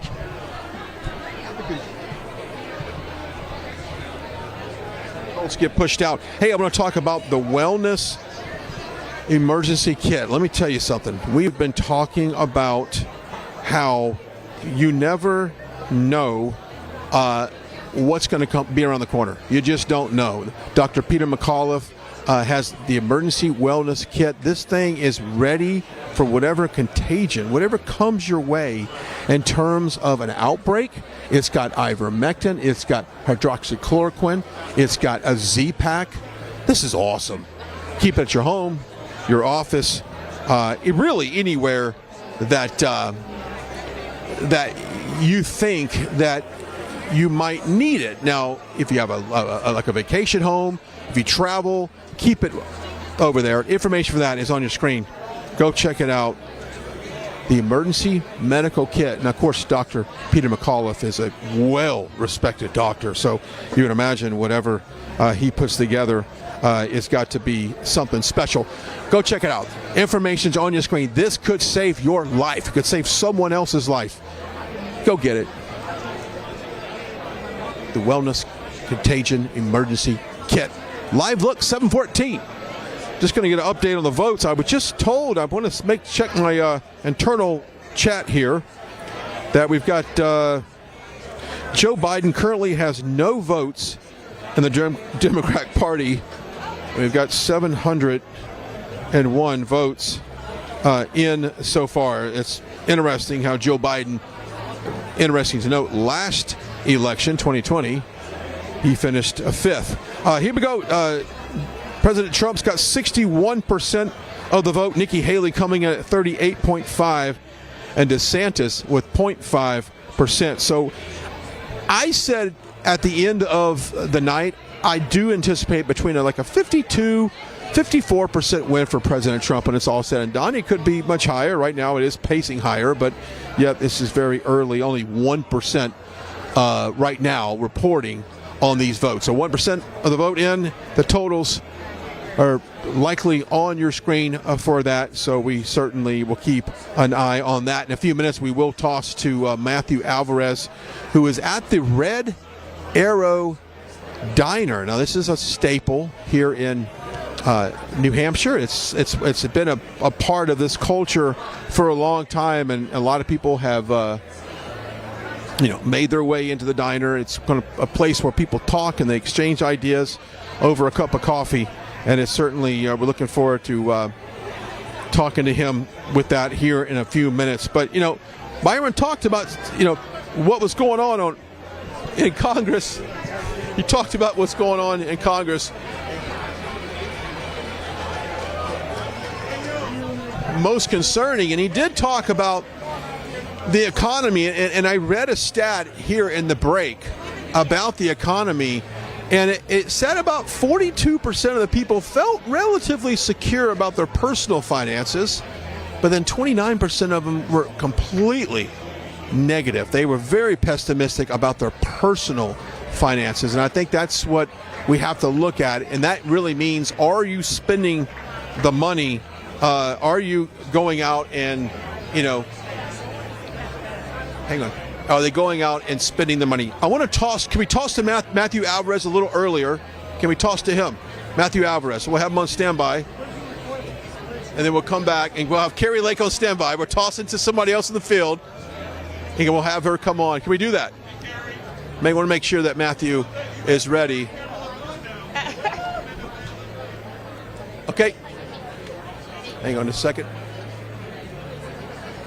All right. So when we come back, we're going to have Carrie Lake with us, but right now, Matthew Alvarez is live at the Red Arrow Diner. Matthew, what's the scene look like right there?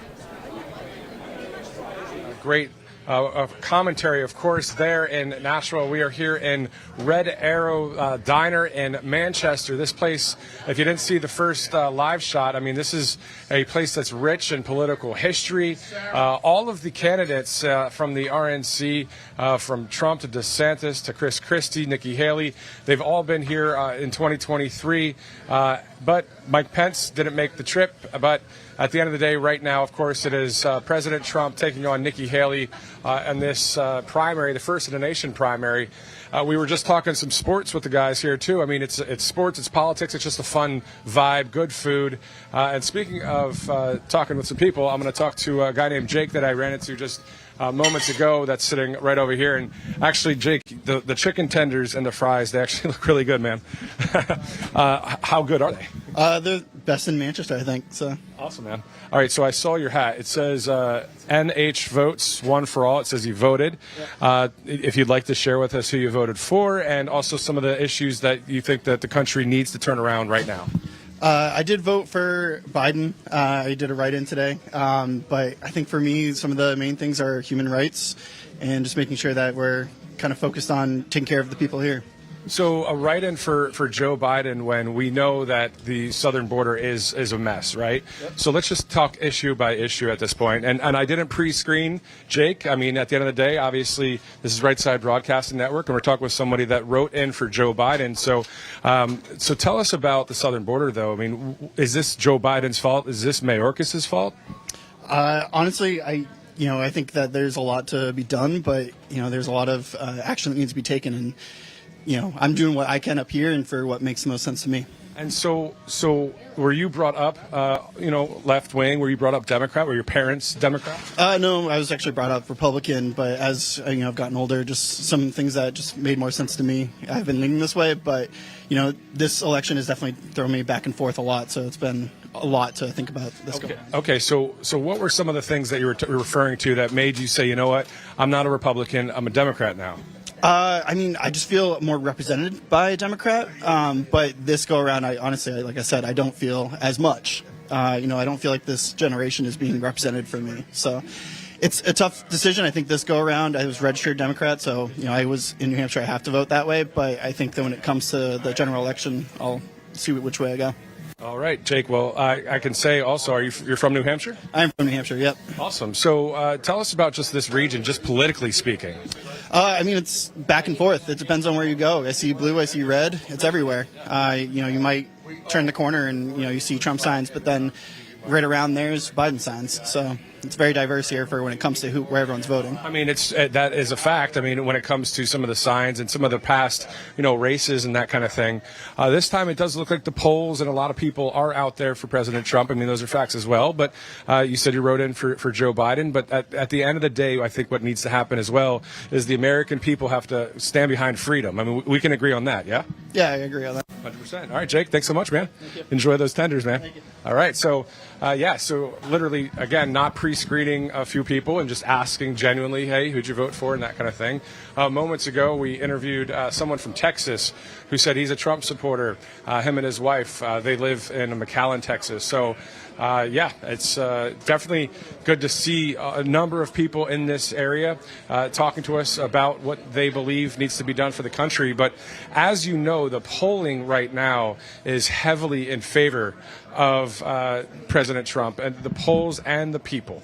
I've been saying that all week. As many of you loyal viewers of Right Side Broadcasting Network, just want to say thank you so much for being a loyal viewer, and thank you for passing along the link to your friends and family to watch this coverage, because as you know, it is unedited, it is live, it is wall-to-wall. You'll hear Brian Glenn, obviously super connected with a number of great patriots, well-known names from Kerry Lake to MTG, Matt Gaetz. I mean, the other day, Matt was at the arena in Manchester up in the stands, and Brian was live with me, and before you know it, Brian steps off camera while I'm, being a commentator still, and he just called Matt up. Matt came on down, and it was just a great interview. So you're having some great contacts, of course, here at Right Side Broadcasting Network.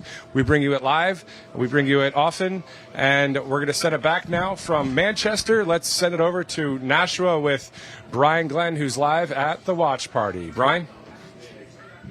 All right, Matthew, we're back out here live at the President Trump's watch party here in New Hampshire, joined by Kerry Lake. And of course, we had a brief moment a couple of nights ago because the president came on during our speech. Wait a minute. President Trump interrupted us? No, and we were happy he did, because when you and I get talking, we could go on for like an hour. And so the president came out just in the nick of time. When you put two people in television together that likes to talk, that's called a podcast, and we'll be launching our podcast. Especially two people who walked away because of the corruption in mainstream media. The two people who just said, I don't care what you pay me, I cannot look myself in the mirror and work one more day pushing propaganda. We just won't do it. And so this is one of the original, you're the OG. I'm an OG. Okay, we're going to get to all the wonderful things of President Trump, but I can't help but to ask you, I saw a tweet of an audio, and I thought to myself, this is unbelievable. If you have not followed her and you hadn't been on X today, let's recap to our viewers this breaking news that you dropped today. Well, I didn't drop any news, but a story came out. A story came out, I should say. One of the reasons President Trump is so beloved across this country, and frankly across the world, is because he is rooting out corruption. Our government is rotten to the core. They're tyrants, and we the people no longer have any control over our government. And a video, actually an audio came out today of a conversation that shows the corruption isn't just at the federal level, it seeps down all the way down to the state and local level. And all I can say is that the audio is real, and we need to work tirelessly to root this out. We have 10 months to take back our country. We have 10 months to right this ship and save this republic. And I'm going to do whatever I can in the next 10 months. That's why I'm running for Senate. I know that's why President Trump is running for president. He doesn't have to do this. He's got a beautiful life. But he has to do this because he loves his kids and his grandkids, and he wants to save our country. Yeah, I listened to that audio, and I'm beside myself that the corruption is that deep that goes to that local level. It's something that we've got to root out from the top to the bottom. And we're going to. In Arizona, we're going to root this corruption out. And if you're corrupt, you got to stop. Because we're not going to stop coming at you. We're not going to stop until we save this republic. No one who is corrupt is safe. So it's time to really turn things around and save this nation. And that's what I'm about, and that's why I'm running for U.S. Senate. There we go, running for U.S. Senate. And we'll circle back around to that Senate race here in just a second. But tonight, it's all about President Trump. And I had Byron Donalds on here earlier. We were throwing around some percentage points that we thought would end up at the end of the night. Now, right now, President Trump, the only 1% is voting, but he's up about 63%. Very few votes in so far. But does it surprise you, and you've been around this state for President Trump over the last few days, does it surprise you this much support has come out tonight? I'm not surprised at all. We were at polling places today. We were at diners. We've been all over New Hampshire. And almost everybody I spoke to is not only voting for President Trump, but they'd already voted. I was in diners at 10 a.m. and I said, are you guys going to go out and vote? And they said, oh, we already voted. We voted. We were first in line.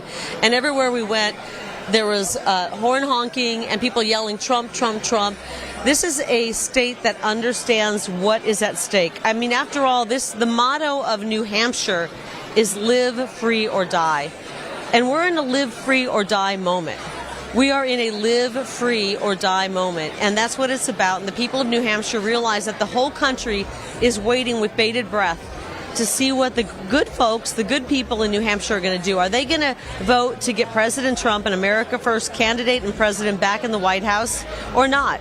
And I know after what I saw today, they're going to do that. Yeah. President Trump often talks about the enthusiasm level almost being higher now than it was in 2016, 2020. And we did 39 rallies after the 2020 election. It never lost steam. Never did it slow down. It built. Last night at that rally, we walked in, and I mean, thankfully, and I have to thank the Trump team, we got a little bit of a free pass and we got to go to the front of the line. But I walked by so many patriotic folks from New Hampshire. Okay, Brian, I live in Arizona. It was cold. It was cold. These people were waiting for not just minutes, but hours to get in to see President Trump. And who would do that for a Nikki Haley? Nobody would do that. Yeah. Well, actually, maybe some big donors might, but they wouldn't have to wait very long in line because there would be no line. And so the support for President Trump, it doesn't just go a little bit deep, it goes miles deep. It's in people's bone marrow because it is the DNA of our founding fathers. Nikki Haley doesn't have that. Her support is about a half an inch deep, and nobody would wait in the cold to go see a rally. Did you see any big rallies that she did? No. And some people might say, well, it's not about the rally. You know what? You're right. It's not about the rally. It's about we the people. And we the people are energized, excited, and we're ready to fight to take back this country. And I'm so honored and proud to be even a tiny little part of this movement. A tiny part, to take the gifts God gave me, the gifts God gave you, and use them in the next 10 months to save this country. Let's talk about that, because I remember being at CPAC in Orlando, and at that time, a former news anchor, Carrie Lake, before she ran for office, and we got together at our little CPAC booth, and we were even quit my job, right? Before you quit your job, basically. You knew I was going to do it. He was way ahead of the curve. But you know, it's interesting because we're all put here for a purpose. We're all put here to do something, and God's will is what I truly believe. And I'm here doing this, 8 hours a time in a grind. Joe's behind the camera, all these people that are here.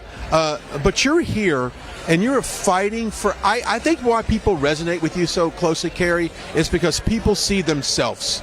They see that you represent the average American at home that's raising a family. They've got kids. They're going to work. They're doing the grind. At the end of the day, they want to see that their country is behind them and protects them.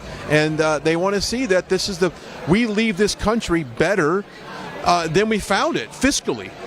And we stand up for what our Constitution tells. I think people, how many of us have had to make a sacrifice? Maybe you walked out on your job because your boss wanted you to get a shot you weren't comfortable with. Maybe you didn't want to wear a mask 8 hours a day. Maybe you walked out because your kids got sent home from school and you didn't want them to be home alone and you quit your job. We've all made sacrifices.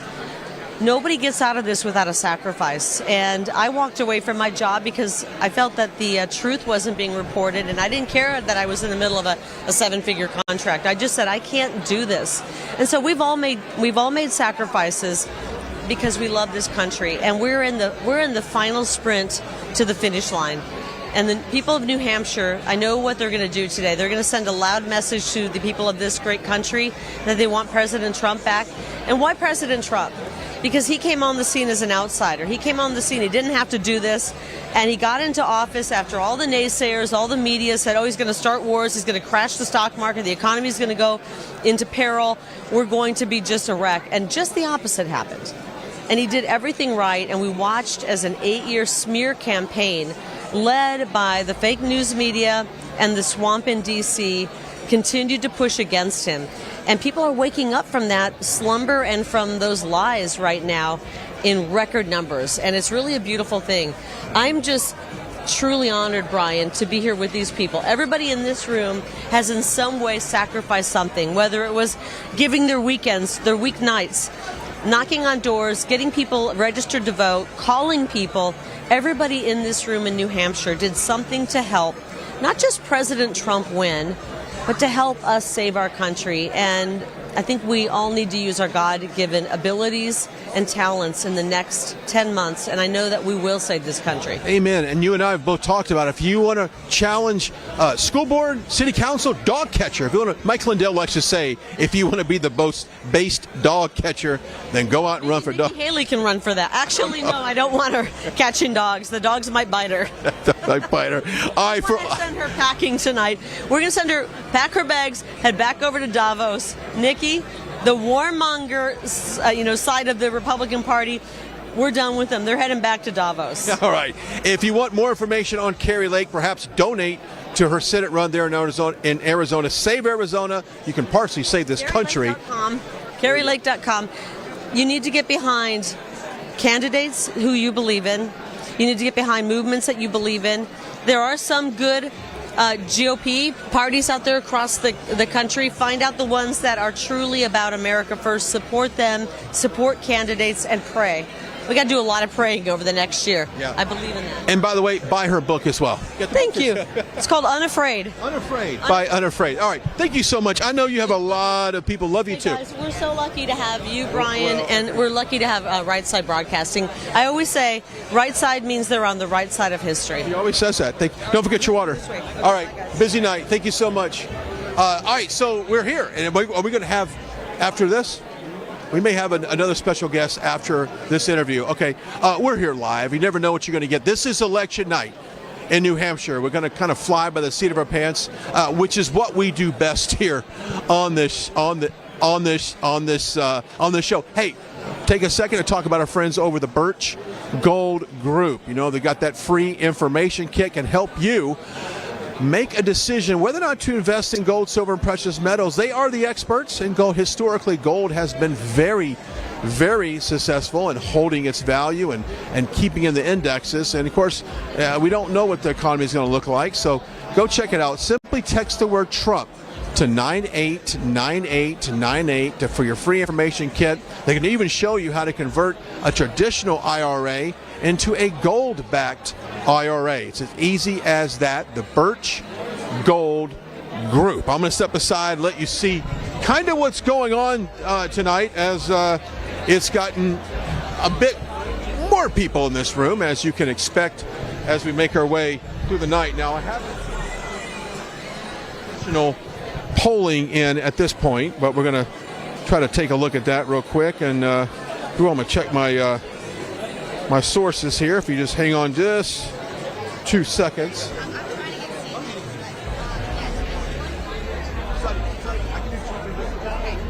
My son, hey, yeah, how you doing? Good to see you, man. How you doing? Good. All right. All right, hoping to get Vivek Ramaswamy is standing by, and hopefully we can get to.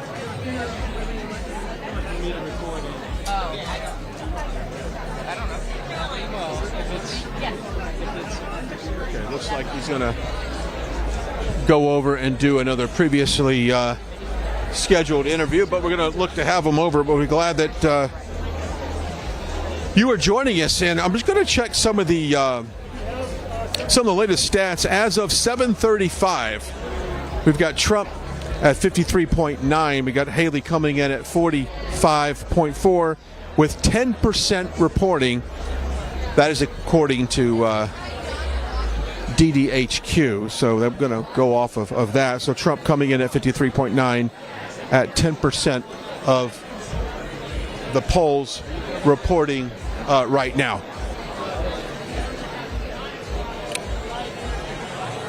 Kari Lake talked about rooting out the corrupt government and rooting out all of the corruption, not only down from the top level, but down, down to the local level, and that is what has happened in terms of the weaponized government, and what has happened to President Trump in terms of these lawsuits, in terms of raiding his home at Mar-a-Lago, in terms of all of the frivolous lawsuits that have been brought against him.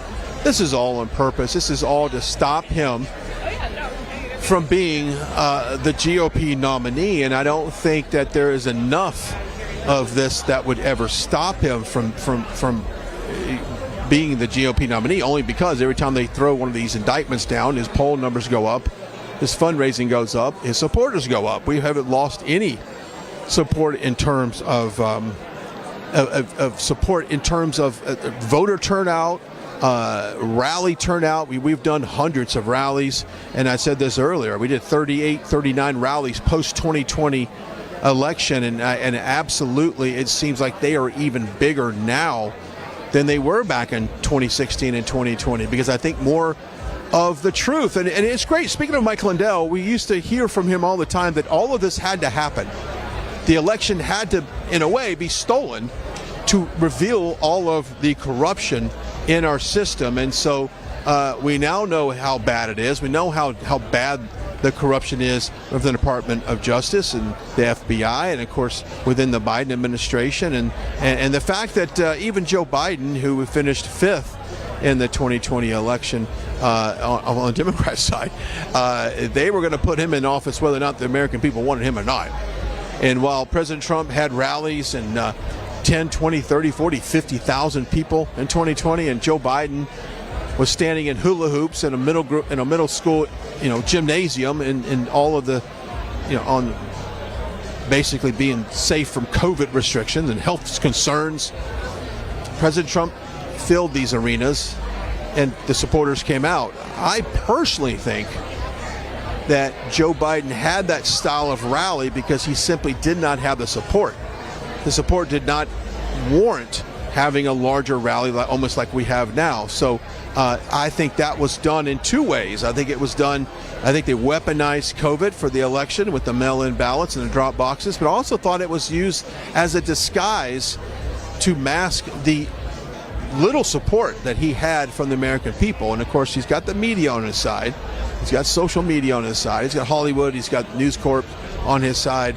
And they do absolutely shelter him and protect him from facing a lot of the truth that has been brought in front of him. So he has a lot of stuff on his side. What we have is we have truth on our side as well.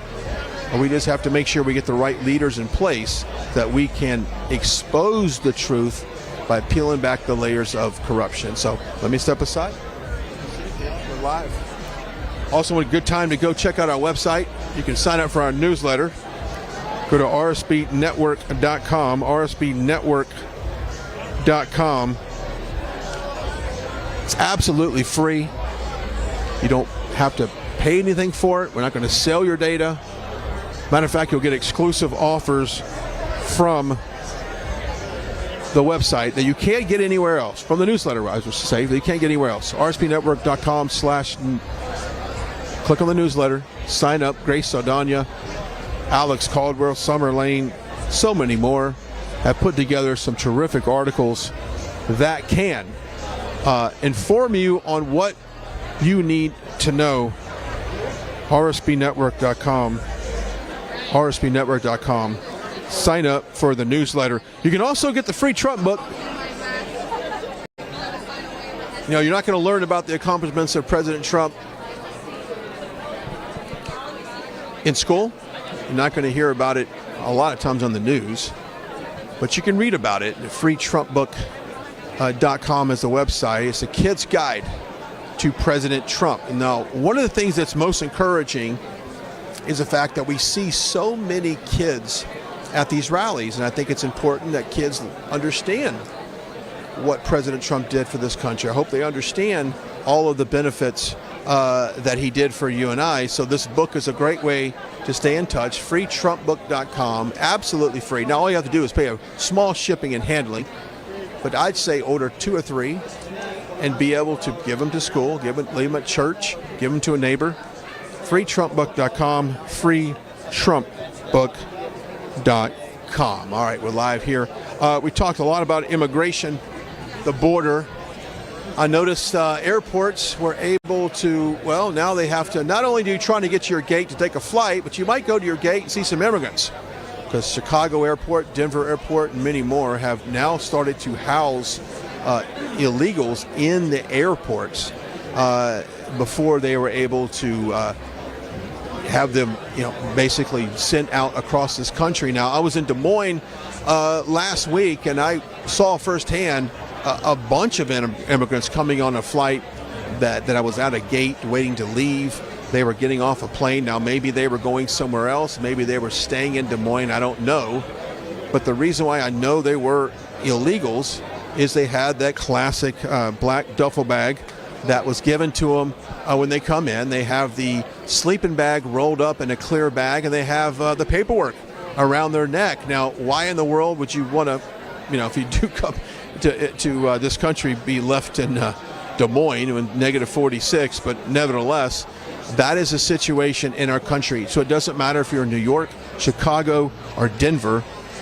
You can be in Des Moines, Iowa, and you've got these immigrants coming into your town. Now, one of the things that a Denver hospital has reported is a problem that one local hospital has said, look, we can't accept any walk-in patients right now. We've got to deal with these immigrants. We can't deal with any walk-in patients that live in Denver. We can't deal with people who pay taxes. We can't deal with anybody who is a U.S. citizen.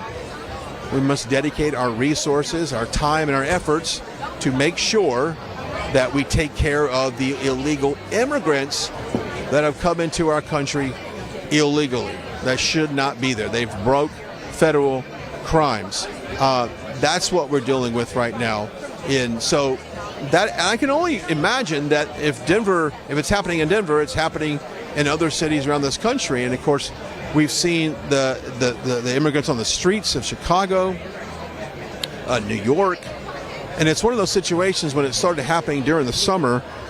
It was interesting because then it's warm, but now we have very frigid temperatures in these major cities up north, and can only imagine that through a public health concern, we must make sure these immigrants aren't freezing outside on the streets, which then puts a burden on our resources, and we haven't really talked that much. Couldn't get Sadi.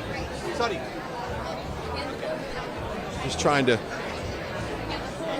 pull some more people. Okay, so we've got 743 local. Let me go over some of the numbers for you right now. We've got the very latest. We've got 13% reporting. We got President Trump coming in at 54.8, Nikki Haley at 44.5, DeSantis at 0.6, and then other at 0.1. So we got 13% of the vote is in right now, and President Trump just ticking up a little bit.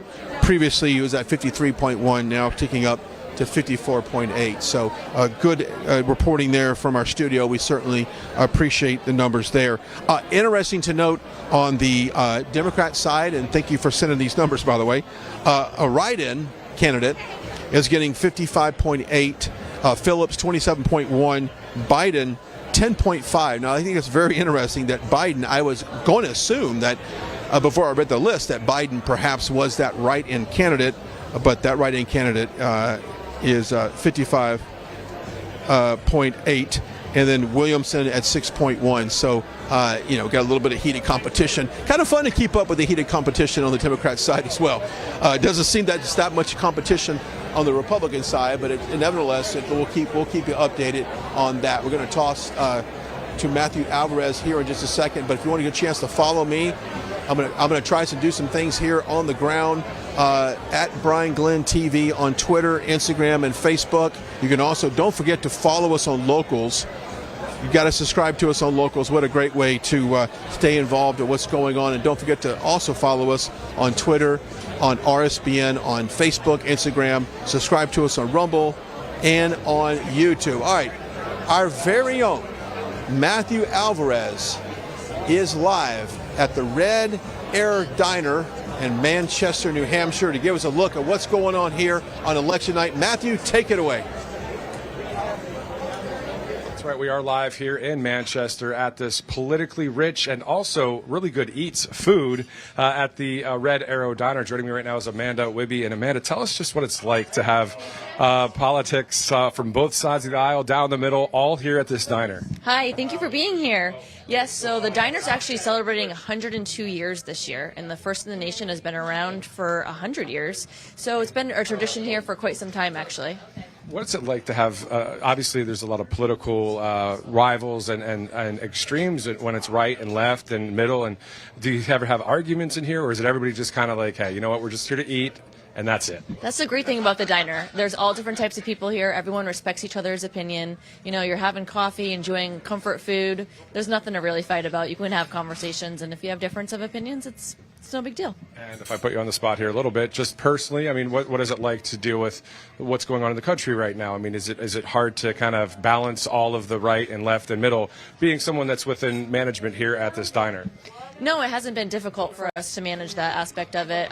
We've been doing this for some time, so it's kind of ingrained in us that we just invite everybody here. We're very welcoming, and we roll with the punches through everything. We've pivoted, and business has the community's been really good to us, so business has been okay. And some of your favorite celebrities that have been here?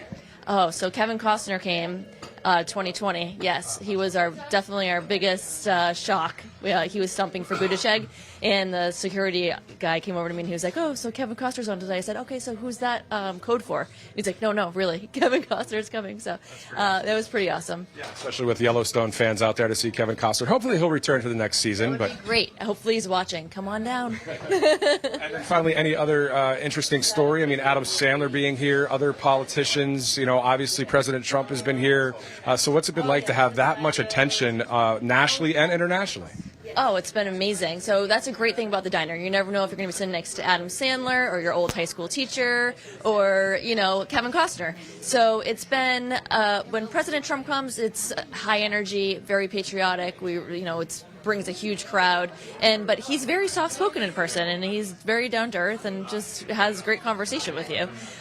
Nikki Haley's been here quite a bit. When Adam Sandler comes, we are always so grateful that he still visits us almost every time he comes into town, so that's wonderful. He has an Adam Sandler burger on the menu, and our number one seller is named after his dad, Stan the Man, and it's eggs, bacon, pan fries, and toast. Awesome. Amanda, thank you so much for joining us here on Right Side Broadcasting Network. Thank you so much. So, yeah, awesome stuff. Great food here. Also, Adam Sandler, a good friend of Rob Schneider, who obviously was with TPUSA out there at AmFest in 2023. So we're going to kind of head over this way real quick and interview one other person here at the Red Arrow Diner. I'm just going to pass it here, Gage, and walk down to a guy named Boris, who I saw walk in earlier. And I didn't have to really pre-screen him because we knew exactly who he's voting for when you wear a hat like this, Boris, a Donald Trump hat. And how you doing, sir? Hey, you want to record this? He's getting the guy to record this interview right now. That's pretty smooth, man. You're just ready to go. Oh, absolutely, I'm ready to go. I mean, it's going to be a really good race, but you know what? We're going to come victorious. Absolutely, 100%. Are you from New Hampshire? I am from New Hampshire. I reside out of Hookston, New Hampshire. What's it like to have this much of the nation watching this, right? This is the first of the nation primary. I mean, we all know what's going on in this world. If you are a true believer and you have faith, Donald Trump is the way, man. I'm telling you, like, that guy's got to go. He's been nothing but bad to our economy, to our families, to our country. Look what's going on. Gas prices, people can't afford to live. Food, it's just out of control.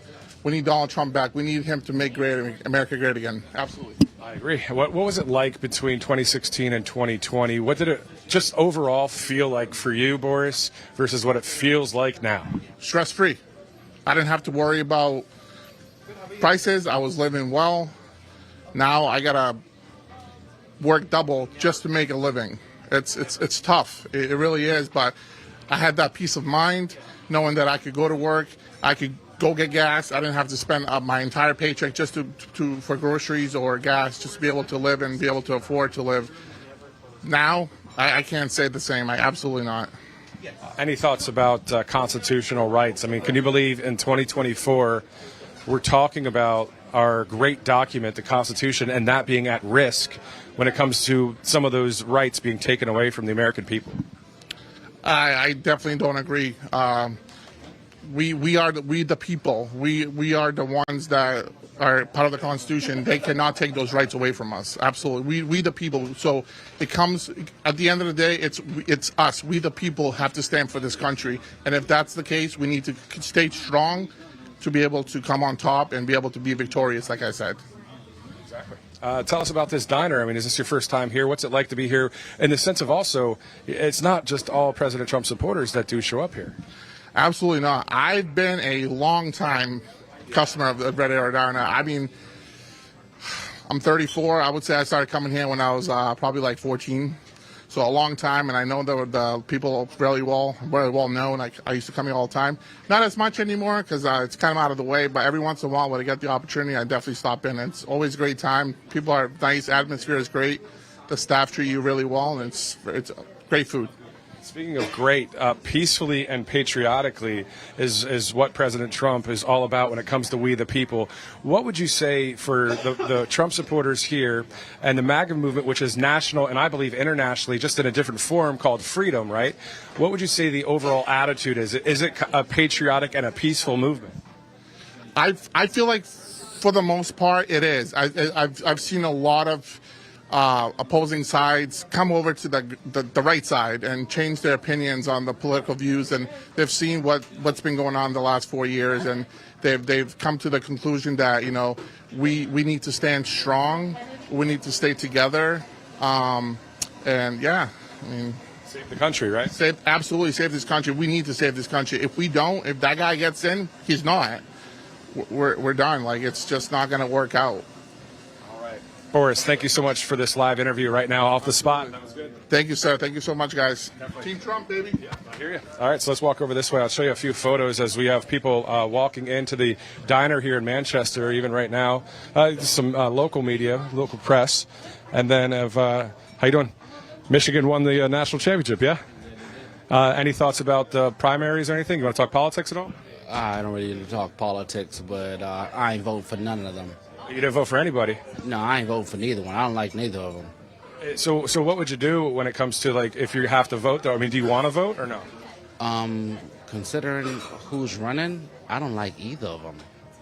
There's been a lot of support out there in the polls and some of the people from across the country, right? All walks of life that are like, you know what? I do like President Trump. I do like him. There's a few that say they like Nikki Haley. There's a few out there that, like I interviewed a guy before that wrote in Joe Biden. That's only about 10% of the vote right now here in New Hampshire. My question to you is, though, if you had to vote, if you had to, is there anybody that you lean towards, or you're just kind of like, you know what? I don't even want to be a part of this. If I had to vote, pull the trigger. In what way? What are you talking about?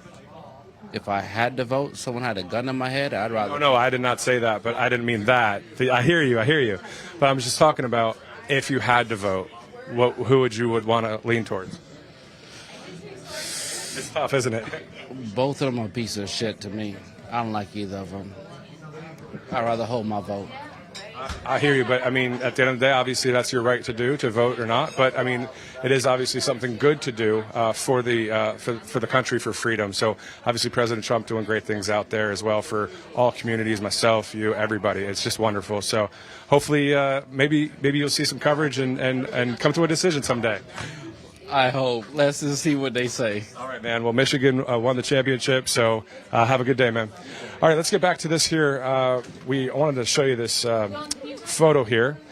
President Trump here at the Manchester Diner. This is the Red Arrow Diner. So it's time to throw it to a commercial break. Once again, I'm Matthew Alvarez live in Manchester. We'll be right back here on Right Side Broadcasting Network. Parents and grandparents, the 2024 Kids Guide to President Trump is here, and it's free. As a bonus, your child gets a free issue of Everbright Kids Magazine and Activity Book, and a free video lesson. Order now at freetrumpbook.com. That's freetrumpbook.com. Welcome to the Right Side Broadcasting Network. We're not like the other media outlets out there that cut and edit what other people say. In 2015, we were created by our founder, Joe Seals, to cover President Donald J. Trump's speeches and rallies, to which we continue to do to this day. We've also covered important conservative events like CPAC, TPUSA, March for Life, and many other important events and hearings around the country. We were made for people like you, everyday Americans who are tired of the mainstream media, who are tired of being lied to, manipulated, and fed an agenda. Our goal here at Right Side Broadcasting is to allow you to see the truth, giving our correspondents and commentators a wide latitude to speak their minds. You won't find anything like this in the mainstream media. Your support through your donations, locals, and supporting our advertisers allows us to continue to cover important events around the country each and every day. So, from us here at Right Side Broadcasting, thank you for supporting us and the right side of history. Hello, I'm Mike Lindell, and I'm here to tell you about my new product from MyPillow, towels that actually work. Watch this absorbency test. Here's another towel that we randomly went out and bought. Here's one of my towels with the nice design. I don't know if you can see this, but you could line a swimming pool with this. I mean, this is crazy. Get rid of it. Towels that actually work. What a concept. I'm interrupting this commercial to let you know you can get our 6-piece My Towels, regular $69.98, now only $29.98. Or you can save 25% on our brand new kitchen towels, made with the same technology as our famous My Towels. Also, we have bath sheets, bath towels, washcloths, hand towels, and so much more. And the best part, with your promo code, your entire order ships absolutely free. So go to mypillow.com or call the number on your screen. Use that promo code to get deep discounts on all My Towels. And for a limited time, your order ships absolutely free. What's up, guys? My name is Jaden Hurd, and I have a Christian show called Let It Be Heard, where we analyze culture and current events from a biblical perspective. I highly recommend you guys check us out. We now have episodes every Monday, Wednesday, and Friday. And basically, what happens is we react to videos, we have talking points, we have on guests, and it's very exciting. Come check us out on Rumble on the RSBN channel. God bless you guys.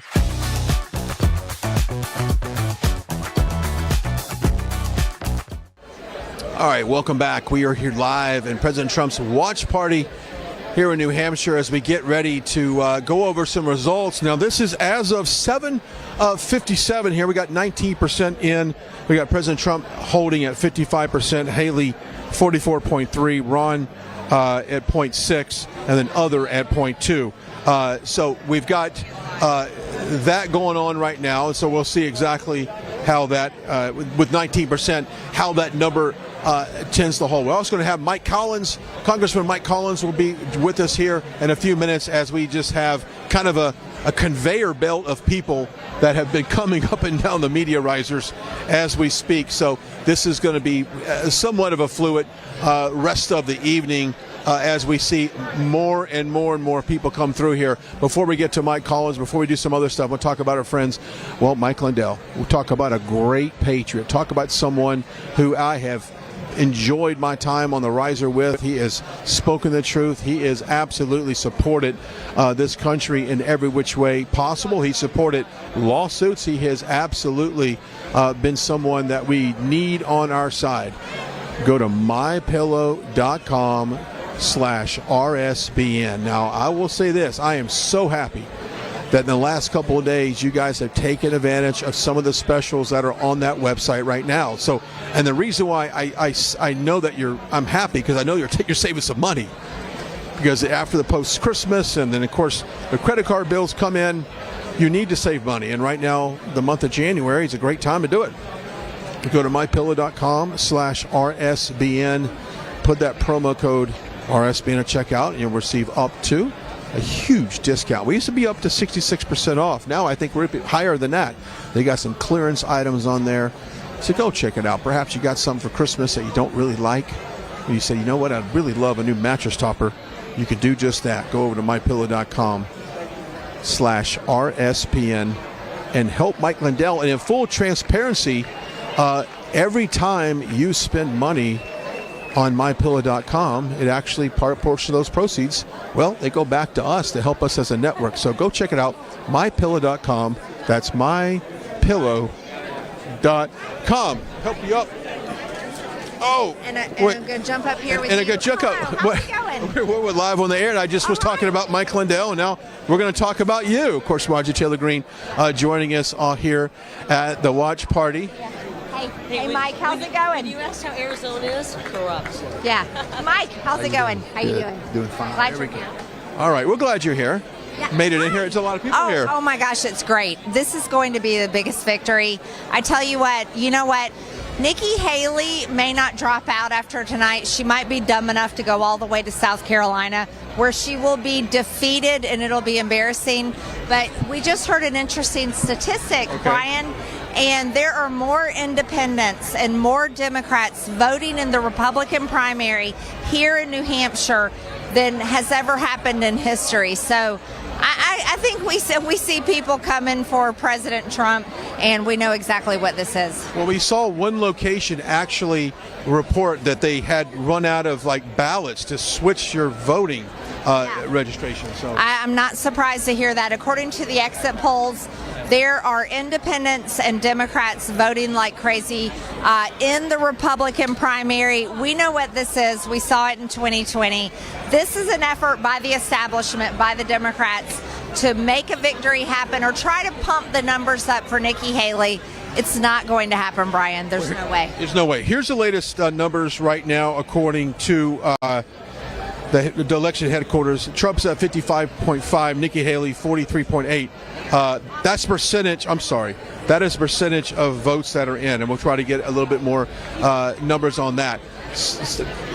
Decision Desk has just called it for President Trump. Decision Desk has just called it for President Trump, reporting just now. And this is no surprise, Marjorie. No, it's It's no surprise. We've been calling this since 2021. It was always going to happen. Of course, Nikki Haley was going to lose. She's just stupid enough to stay in the race, Brian. We are done with the neocons. We are done with the Republican rhino establishment. We're sick and tired of the uniparty. This is a referendum on the Republican Party, and they better listen up because they have been sent a message loud and clear. We are sick of their ways. It's time for America first, and it's happening tonight. So now we need to shift our attention to Joe Biden. I asked President Trump earlier about that, and he says, look, I've been turning my attention to Joe Biden since the 2020 election, but what should we continue to do? Hammer down on the gas as far as talk about the economy, talk about the border, and just really hold Biden accountable for not only what he's done to this country, but what they're continuing to do to our country. Oh, Americans are feeling it, Brian. Not only do we need to hammer down on the truth, and it's so easy to do. Well, you have the Biden campaign and the Biden administration trying to lie to people about what they feel with their paychecks, what they feel with their wallets, what they feel with their savings account. They can't lie their way out of this problem that they have created. You know, a wide open border causing illegal aliens to flood our country with an invasion we've never seen in history, never-ending wars, creating a war in Ukraine and supporting it with the federal government, fighting a proxy war with Russia. And then listen, DEI, these were normal letters of the alphabet, but it's now true racism in hiring practices across the country and woke policies trying to brainwash children that they can change their gender. This is not winning policies for the Biden administration, and they cannot do anything to win this election. What we need people to do, Brian, is we need people to turn out this year. We cannot be lazy. We cannot sit back. We need to send the message to the federal government. It's America first, and that's it. That's the only way forward. Okay, earlier we were at a high school, at a voting location. You had a great time before President Trump showed up. You were interacting with the kids and stuff. What was the mood like there? But before Trump got there, what was the mood like? It was incredible. I have to tell you, that was so organic. All these people started showing up, and they were all people from New Hampshire. And they were so excited because they're excited that President Trump is here on the ground. They were excited to vote for him, and they were excited just to be a part of it all. And their enthusiasm is overwhelming. And this is the same enthusiasm that we see all over the country. We're not just seeing it in New Hampshire. We're seeing it in New York City. We're seeing it in California. We're seeing it in Georgia. We're seeing it all over. We're going to see it in Nevada next. We're going to see it in South Carolina, and it's going to blow everyone away. People are ready. We're ready to save America, and we're ready to put America first. Yeah, and we were talking to Byron Donalds earlier about people that have been agnostic in voting on either side are now seeing that, wait a minute, this President Trump's America First agenda actually works. Do you think that's only going to accelerate as we get closer to November? Oh, I totally do. Here's what's the most impressive thing happening. The Republican Party is gaining voters, and they're only gaining voters because of President Trump. They're gaining voters because so many Americans are totally done. They're tired of being lied to. They're tired of saying, you got to vote Democrat because you're a minority. You have to vote Democrat because of your job. You have to vote Democrat because of whatever the identity issue is. And that's a lie that has been sold to Americans all this time. And we are seeing people cross over like never before. You know, here's the issue. People have been voting Democrat or Republican for decades, kind of like it's like a team sport. Yeah. But it's not a sport. It's about policy. And the Republican Party is the party that President Trump is taking over. And the referendum tonight is happening, and it's happening from the people. This is the people telling the Republican Party, we're sick and tired of your BS. We're sick and tired of your America Last. We're tired of the neocons. We're tired of the globalism, and we're tired of the uniparty. So this is the referendum on the Republican Party. And if the Republican Party listens to the voters, they're going to bring in more voters than they have ever had before, and that's because of President Trump, and that's because of America First. Okay, let's talk about Georgia. You've got Mike Collins right next to us. He's over here. Let's bring him in. Let's all three of us get here for a second. Come on, Mike. Sure. Yeah. There we go. A little three shot here. Georgia. It is. It's a swing state. Yeah. Georgia's red, but we're going to argue with you. Okay, we're going to argue with you. It's not a swing state. Georgia is a Republican state, and we're going to be fighting for it. What do you think, Mike? Walk me through this. No, well, it is a red state, and we had a big change in the 2020 election. But we have fixed a lot of that. The thing that we've got to do as a Republican Party is when it gets time to vote, we've got to start stop the policy talk and start talking about process. Now's the time to vote. If we're going to have an election season, make sure that people go out there and vote, because Republicans have always been notorious for waiting till election day to go vote. And so things happen, and we've got to get past that. We've got to play the game. I don't like drop boxes, but if we're going to use them, we got to use them. There we go. The crowd obviously responding to the numbers. Trump won. Trump won. Trump won. That's awesome. We knew he was going to win. That means it's time to close this primary down. Let's listen in.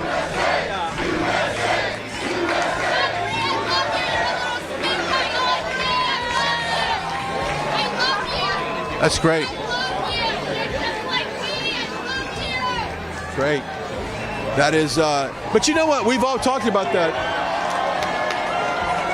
Throwing out some hats to people. I don't know if you can get a shot of that. Maybe not.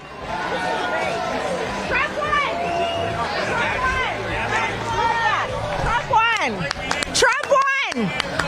Yeah, like we didn't know. Exactly. This is awesome. Yeah, but you know, let's think about this for a second as we kind of, move. We move to now. We go to Nevada. Of course, there's a caucus and a primary. Nikki Haley is not in the caucus, and the caucus is the only thing that gives you delegates. She's skipping that because she knows she can't win. So does she drop? But then she goes to her home state. But she can't win in South Carolina either. Nope. I mean, in my opinion, what she needs to do, she's got a little rally or whatever she's going to have in South Carolina tomorrow. Go ahead and use that as your speech that you're getting out of the race, and you're putting your weight behind President Trump. Well, you know what we're really seeing tonight is there is something coming out of the exit polls. We're seeing more independents, more Democrats voting in the Republican primary here in New Hampshire. These are fake numbers. Nikki Haley does not have this much support. She's going to come out and claim that she's rising in the polls. All these fake news media people up here on this platform are going to claim that Nikki Haley is rising in the polls. It's a total, complete lie. Absolute lie. Tonight, Nikki Haley was defeated. The problem is she's going to be dumb enough, and she's going to be a fake candidate, and she's going to keep going, and we're going to destroy her in South Carolina. It's going to be a complete humiliation. I can't wait to see it happen, so I'm fired up. And we will. Unfortunately, we will, and we shouldn't have to do that. Well, what should happen is she should go ahead and drop out and get out of this. Let me ask you a question. Is it the donors and the consultants? The consultants, they want to say, keep going, Nikki. Keep going. Keep fundraising. Get another paycheck, But yeah, it's time to coalesce around Trump. The guy's been in the lead since the summer, where he was up 40 points at one time. It was obvious then. It shouldn't be any more obvious than right now what should happen. We need to be hammering away at the general election and make sure that we turn out to vote November. All right, we're going to say this. Drop out, Nikki, because you are a loser. Drop out. Maybe we can start the hashtag drop out, Nikki. Drop out. Maybe get that trending. All it takes is one tweet from you. Real quick before I let you go, let's talk about Fani Willis and what's going on in Georgia. Our viewers, I tell you something, guys. Our viewers cannot stand what's happening in Georgia right now. They are so pissed off, and that's the lack of a better word. Where are we at with all this? I think it's obvious that Fannie has had her eye on somebody else's fanny and not a court case. And I think the wheels are coming off that bus in short order. So definitely. Well, when you're Fani Willis and Nathan Wade, and you're colluding with the January 6th committee, you're colluding with the White House, and you're creating your prosecution plans between the sheets, then you've got a bad case going on. This needs to be a criminal investigation. Governor Kemp, Attorney General Chris Carr need to open up a criminal investigation against Fani Willis and Nathan Wade. The oversight committee is great. We need to go after DAs in our state that are corrupt and are not doing their job, but I really think they need to go a lot further with Fani Willis and Nathan Wade. Oh, they do. And the thing is, I think as you see just a little bit more and more information come out, it will become an avalanche. I mean, it's just like a snowball going downhill. Yeah. People are going to understand, hey, I better get out there and tell what I know, because if I don't, then I'm liable to be in just as much trouble. So, you're going to see a lot more information. And it's not just this case. I find it so amazing that Donald Trump was just so revered and was one of the greatest Americans to date until he got into the presidency. Then all of a sudden, he was the boogeyman. And people don't buy that. They don't. They see through that farce. And these court cases, they're going to start falling apart. They already are. And people are understanding that it is just another way of the deep state trying to make sure that we do not take our country back. But I guarantee you one thing, come November, we're going to put Trump back in the White House. We're taking our country back. We're going to take this country back. Amen to that. Great. I mean, this crowd now is turned out to a party. It was usually a watch party. It's no longer a watch. It's just a party at this point because President Trump has won New Hampshire. Well, what time is it? He won, what time did he won before? It is 8:13. He won before 8 o'clock. Let me tell you, I was meeting with the Trump campaign last night, and they said, well, we'll see it called maybe close to 9 o'clock. So he won it. I'm being told he won at 8:03 officially. 8:03. It's hilarious. Nikki Haley is such a joke. I mean, this primary is over with. Can you imagine being a donor and lighting your money on fire like that? Donating to Nikki Haley, begging her to stay in the race. I mean, these political consultants, they should go to jail for continuing this campaign. I mean, it is so dishonest, I can't even believe it. From what I understand right now, Biden is not even winning in New Hampshire. Can you get a clarification on the desk? What's the percentage of Biden? You guys can update it in Slack or let me know on the air. But Biden, a write-in candidate. Isn't it a sad state of affairs when you have a Democrat primary going on, you got the president who's Democrat, and they're saying, please write his name in as the candidate. I mean, to me, that just tells you the Democrats don't even want this guy left on the ballot anymore. Yeah. The write-in is 51.2, and Biden's at 15.6. So the write-in candidate's smoking Joe Biden right now. So we can officially say the Biden-Harris campaign has dementia, just like the president. They forgot to put him on the ballot, and their voters are having to write it in, and he's losing. Joe Biden is losing the write-in here in New Hampshire. You can't say anything more pathetic than that. You can't make that up. Well, Jimmy Kimmel will write about that tomorrow night on his show. It's just great stuff. Well, any closing thought? I don't know if you guys said, does she need to roll? Okay, great. Okay. There's so many media here. I didn't know what her schedule was. I think it's exciting, but I said more importantly, I like the young people that are coming out to vote. Historically, we have not seen a lot of first-time voters. We saw some today. A guy screamed, hey, President Trump, I'm a first-time voter. Sign my hat. And we're getting a lot of the first-time voters out. Yeah, I met several of them, actually, out at that polling location. It was incredible. They were coming out. They were like, we're so excited to vote for President Trump. It's our first time voting. There were kids out in the crowd. They were coming out with their parents. Couldn't stop cheering for President Trump. It's really exciting for the future. Yeah, I tell you what, earlier, let's see if we can re-rack that OTR stop I had with President Trump. I'll let you guys in the studio get that set up. Earlier, I had a chance to ride in the motorcade, which is always exciting when you go to one of these events. And he pulled up at a high school. It was a polling facility, and this is what it looked like and sounded like. Stand by. Check it out.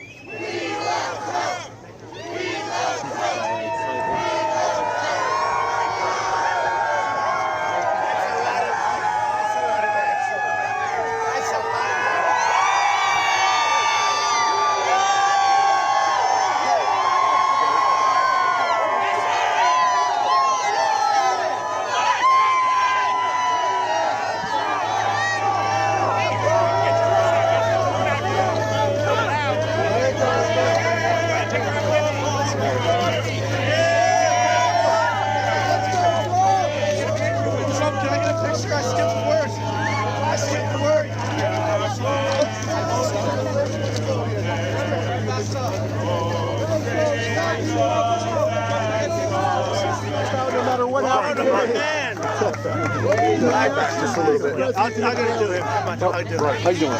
Good. After the win tonight, would you then shift and pivot your focus on the national or the general Well, I election? think I've shifted there already. I mean, I'm looking at Biden. Biden is the worst president in the history of our country. We've never had anybody like him. Jimmy Carter's the happiest man alive today. You know why? His presidency looks brilliant by comparison to Biden. The worst president we've ever had, what he's done to our country, what he's done to the border with millions of people pouring in. People from prisons, from mental institutions, and terrorists are pouring into our country. They do nothing about it. And we're going to be paying a big price, but we'll handle the whole thing. But what they have done to this country is very... That's why you have the people here. How are you? Nice to see you. Good to see you, sir. Nice to see you. How important is it for the party to unify behind you after We're going to tonight? unify the party. The party's going to be unified. It already is unifying. When you look at a crowd like this, and they had no idea I was coming. In fact, 20 minutes ago, I had no idea I was coming. You want to know the truth? They had no idea. And you look at a crowd like this, we're going to have a big victory. We're going to have a big victory. You doing okay? I am. I love this guy. And this one and that one. Say it. Nikki Haley says she won't drop out of this race no matter what happens. Well, she may not. I don't care if she drops out. It doesn't matter to me. I mean, she said she'd never run. Remember that? So what did that mean? She said, I will never run because he was a great president. I will never run. Then she started running. So what she said doesn't matter, right? Because it doesn't, oftentimes she'll say things that she doesn't mean. But I think that she's worked very hard, but I couldn't care less. If she drops out, that's fine, and if she doesn't. But we go, next stop is Nevada, where we won 100% because nobody, they looked at the polling. I was at 94% and they didn't register. They didn't want to pay the fee to register. So we win 100% of Nevada, and then we go to South Carolina, and I think I'm winning by 50%. And we have support of almost every. Is it 70? I'm 70. Am I 70? If you said 70, I'm going to sign your hat. If you said 70, I'm going to sign his hat. He's got to be a Trump guy. You'll be 4-0 after the first four primaries. Look, you always look at this still politics, and this one should be great. So Iowa last week, we thought we were going to do well. We had no idea. We ended up at a tremendous number. That was an all-time record. And maybe we do it today. I heard some of the networks say that if you didn't win by 62 points... Well, no, they'll set something. Yeah. They'll say if we didn't win by 114%. Here you go, man. Look at the hair of that guy. Look at the hair of you. Elvis is back, baby. That's pretty good hair. Huh? President, how do you feel about this crowd You shouldn't even wear a hat. You'll disturb your hair. That's right. How do you feel about the crowd today coming out for your president? Well, I think it's amazing because nobody knew. 10 minutes ago, I didn't know I was going to be here. And I came here, I said, look at the people. These people are here to vote for us, and that's a great honor. Have you spoken now I really feel we might have a chance of a really big day. We're going to make America great again. We're going to make that border so good, so strong, so powerful. The border, I think, has become the biggest issue now. You know, it was number 3, 4. It was always up there. I did such a good job in 2016 that in 2020 it wasn't an issue. The border wasn't even talked about. I wanted to talk about the border. Nobody wanted to talk. This makes the 2016 situation look like nothing. This is the worst border that any country probably has ever had. And I don't think Biden has any idea what he's doing to destroy this. Can you comment on what's going on? Whose hat is it?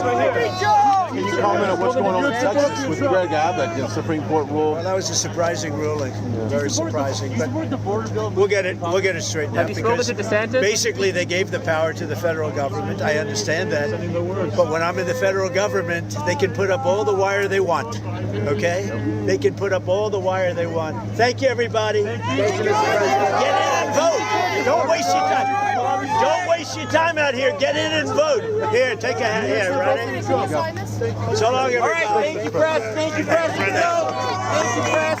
Thank you, press. Thank you, press. Let's go. All right, we're back out here live. That was a great segment there. You got to see a little bit of the excitement on the ground, and President Trump talking about not pivoting away from the general election and kind of staying on it, and also talked a little about he doesn't care if Nikki Haley stays in or drops out. I think the voters have been very vocal about that. We're going to get into what does the future look like for the Democratic Party, but first let's talk about the emergency wellness kit, this contagion kit, which is so important right now that you have what you need to prepare yourself for any type of outbreak that happens. And I tell you, whether it's Z-Pak, ivermectin, hydroxychloroquine, whatever it is, Dr. Peter McAuliffe have put together a great wellness emergency kit for you. The information to order is on your screen. I've said this before,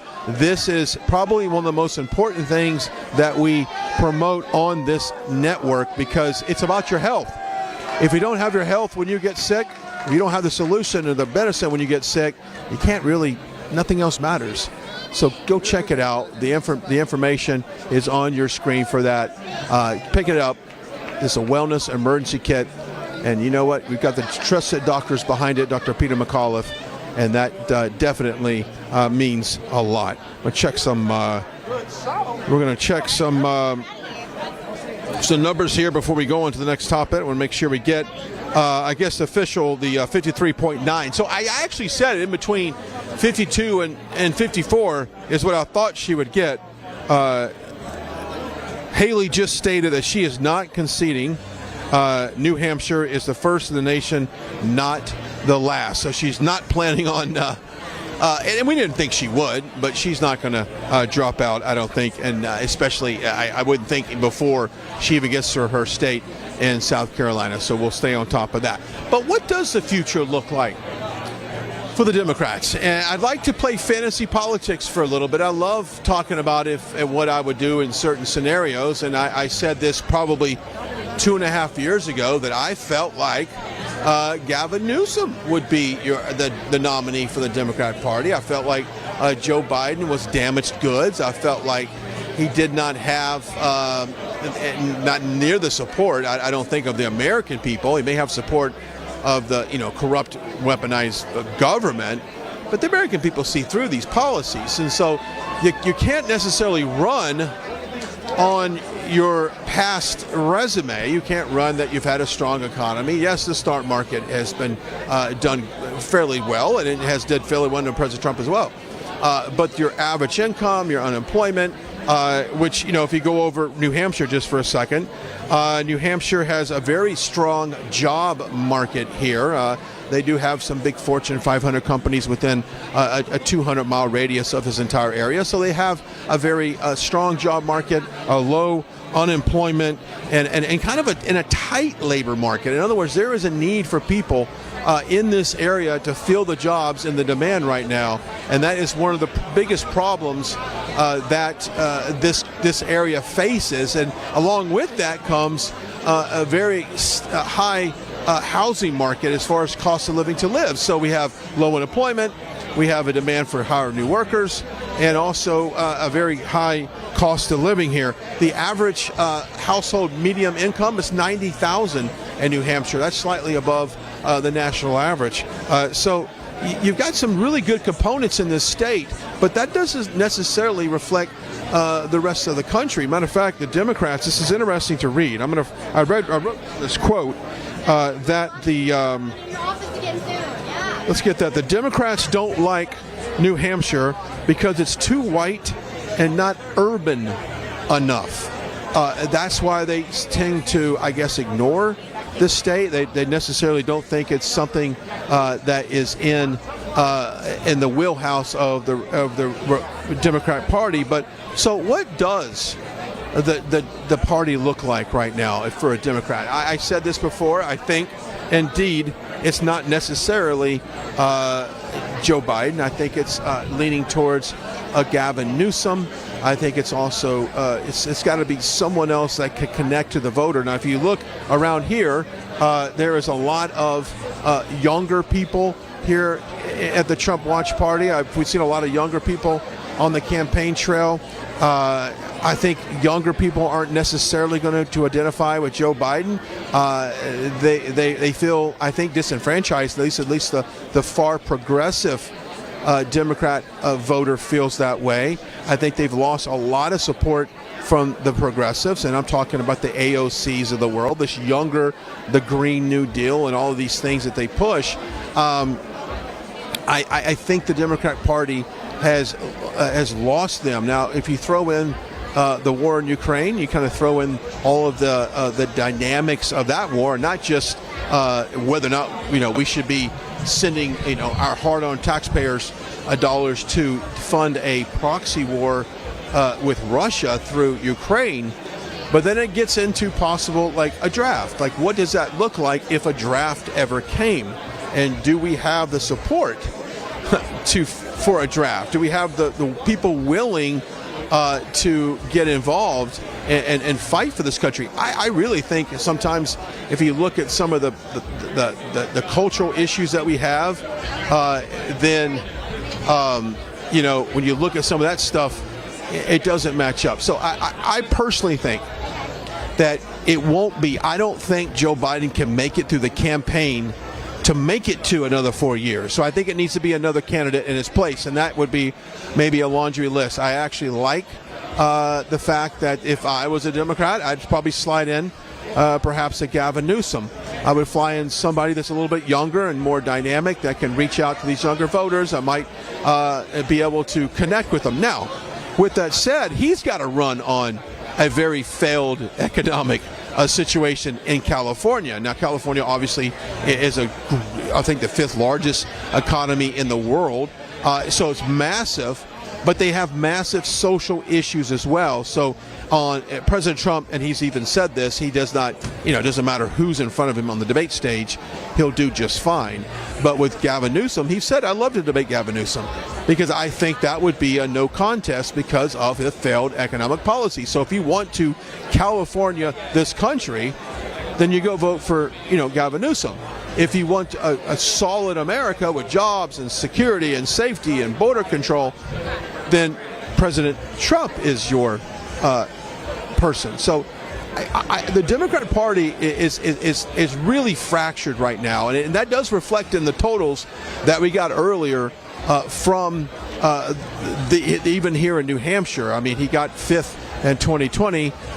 He may not get 5th today, but he's certainly not going to get first. I'm going to see if I can step aside real quick. I'll see if I can read some updates while you guys take a look at this. Now the crowd's, I would say it's they're having a good time here tonight. All right, so Democrat right now, as of 8:25, a write-in has 51.4, Phillips 24.7, Biden coming in at third at 18.4, Williamson at 5.0, and then other at 0.5. So Joe Biden currently has third place. Now turning our attention to the Republican side as of 8:30, Donald J. Trump coming in at 54%, Haley at 45.3, Ron 0.5. So the margin there, you have a 9-point single-digit margin. I will say this. I was watching Fox News earlier, and they did say that they would consider it a win for Haley if she kept it within single digits. That would be a win. Brian, do you have any water? I don't. Okay, we'll get you something.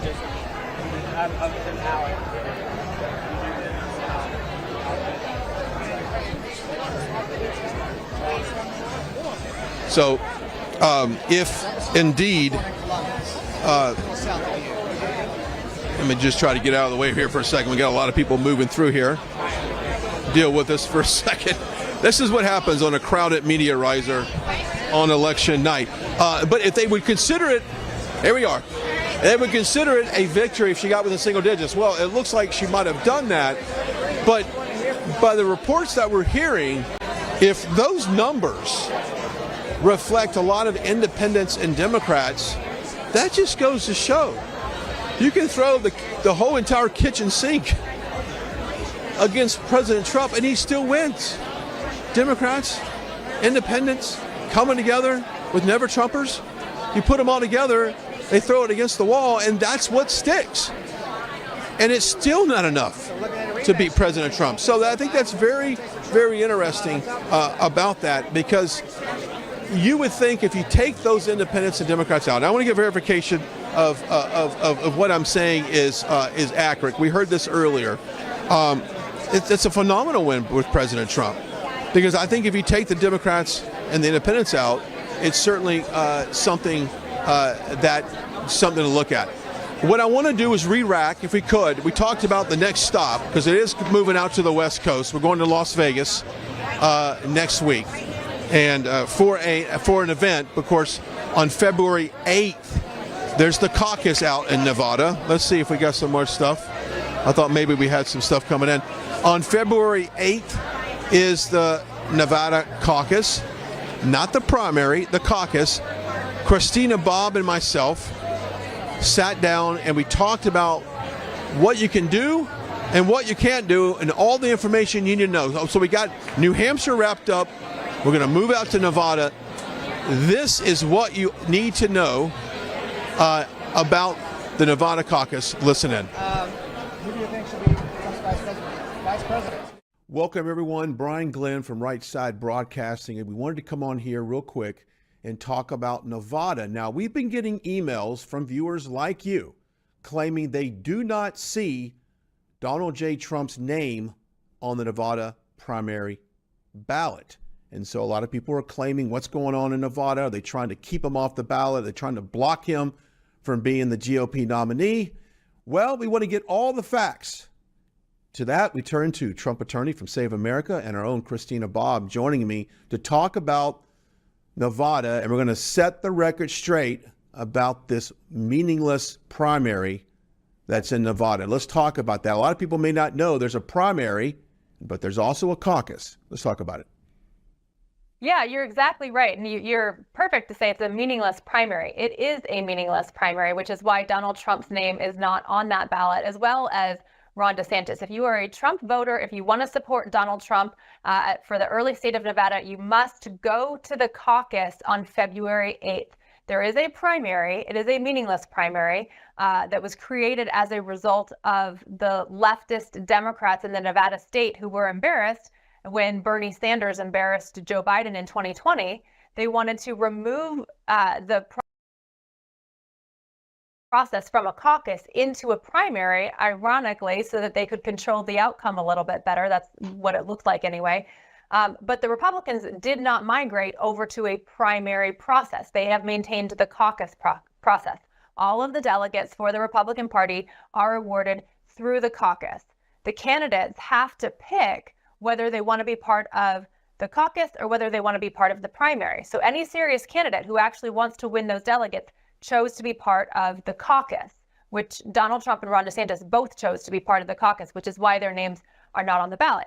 So if you want to support Donald Trump, ignore the primary ballot. It has nothing to do with Donald Trump or actually winning the Nevada caucus, and make sure you go to your precinct to caucus for Donald Trump on February 8th. It's interesting to note that President Trump won the Nevada caucus back in 2016, and it's all about controlling the narrative, and it's nothing more than a publicity play here, because Nikki Haley can go into the primary, win it, and of course the mainstream media will push out the narrative, and there'll be social media clips that Haley dominated Nevada, further looking like she's got the momentum going into South Carolina, but by not being on the caucus where the actual delegates matter, it does show a little bit of weakness in her not willing to fight for those actual delegates, but taking the lower path of just getting the social media praise of winning the primary, which is meaningless. You're exactly right. Democrats removed the process from a caucus process to the primary because they wanted to control the outcome. Republicans in the state rejected it. Republicans say we want it to be a caucus. We want it to be, really from the party and the voters getting together to make this decision. And Nikki Haley gave a nod to her Democrat colleagues, saying that she would play their game and play the primary game, which should be concerning for anybody concerned about election integrity, because it means she trusts the election process better than the caucus process, which any conservative these days I would think would laugh at that. That's a laughable idea. But the reason they switched it was because it's more controllable. It's easier for them to control the outcome of an election than it is a caucus. So yeah, you're exactly right to say that this really is a publicity stunt. And I think it's a disinformation campaign really from Democrats. And we see a lot of disinformation coming out about this, about if you want to vote Republican, vote in the primary.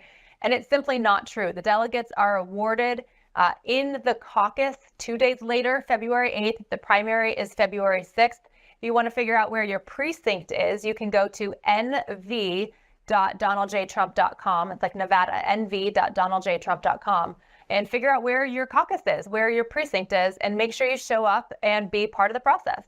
And if you're thinking about, election integrity, very much like the Iowa caucus, the Nevada caucus does do a paper ballot. They meet in these small groups. They count the ballots right there in front of everyone.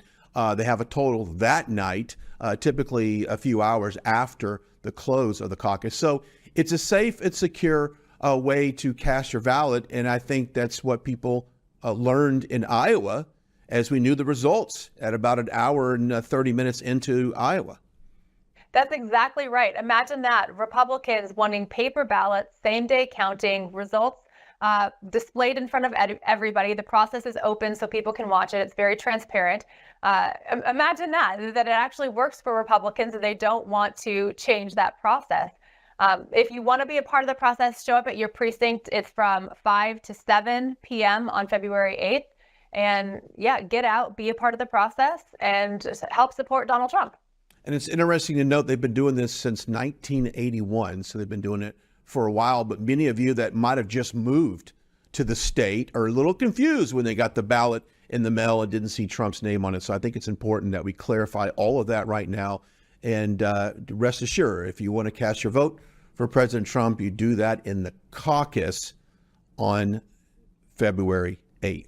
Christine and Bob, it's always a pleasure. I can't wait to get you back out on the road and stay warm down there in South Florida right now.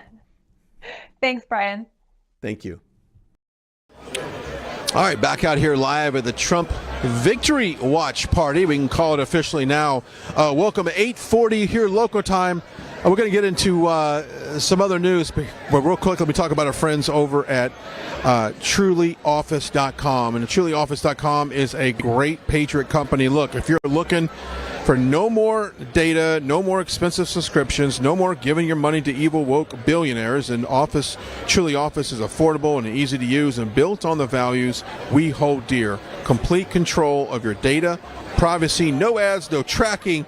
So your hard-earned dollars and support a conservative company that respects your values and our veterans. Visit trulyoffice.com and let's make your office work great again. Who doesn't like that, right? Let's get these big tech dictators out of your life, and you can make sure that you secure all of your data and that basically that your privacy is protected. So check it out, our friends over at trulyoffice.com. This has turned into a victory party. It wasn't an election watch party. Now it's a victory watch party, and we've got several hundred people in this room.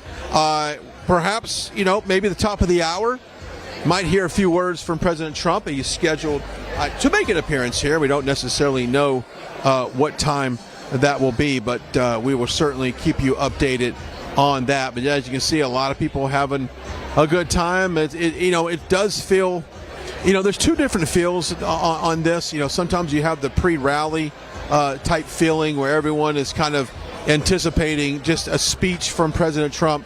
Tonight, we put some points on the board, as I like to say, and for the second week in a row, we got Iowa, points on the board. New Hampshire, points on the board.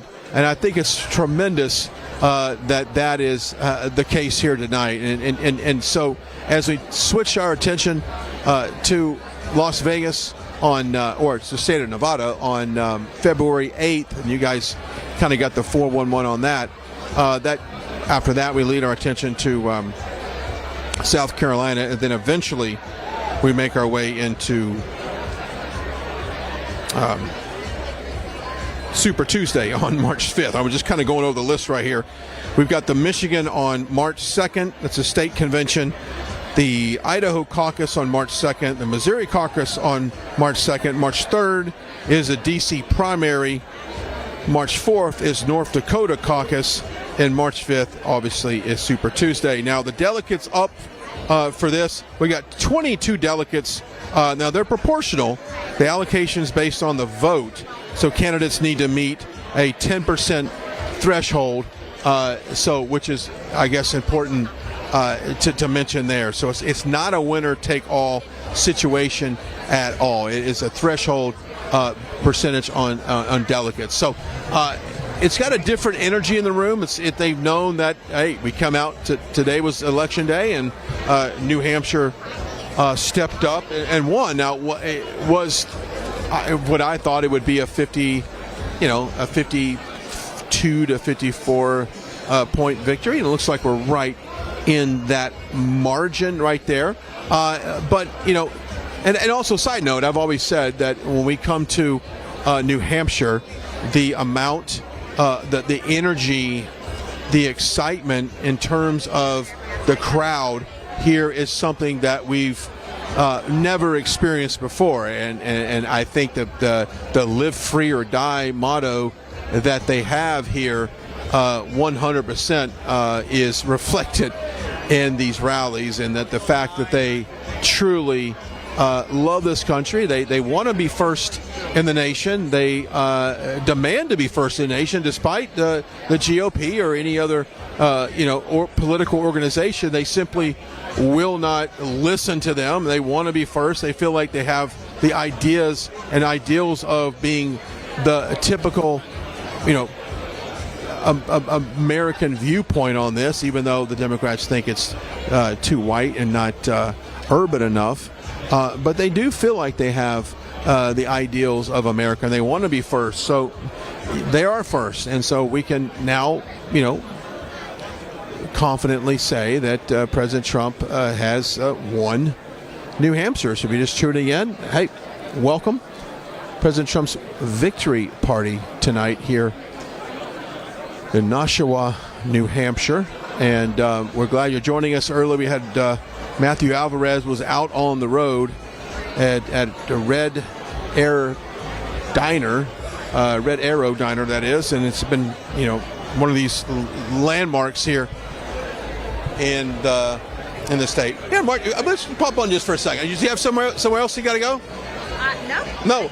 I was just talking about how New Hampshire wanted to be first because they feel like they kind of reflect the country. They think, okay, we want to be able to be the first state to say we reflect what this country is all about, and we want to dictate moving forward. Do you think, from the people you've seen in New Hampshire, that they reflect for the majority of Americans in this country? I think they do. I think regular people here in New Hampshire are a perfect reflection of the rest of the country. I totally agree with that statement. But I also think that this primary has been really interesting. These exit polls showing that more independents, more Democrats voted in the Republican primary than actual Republican voters. I think that really spells the biggest victory for Donald Trump that we have ever seen. It's bigger than what we could have expected. You know what that means, Brian? That means that not just Republican voters are coming to vote for Donald Trump.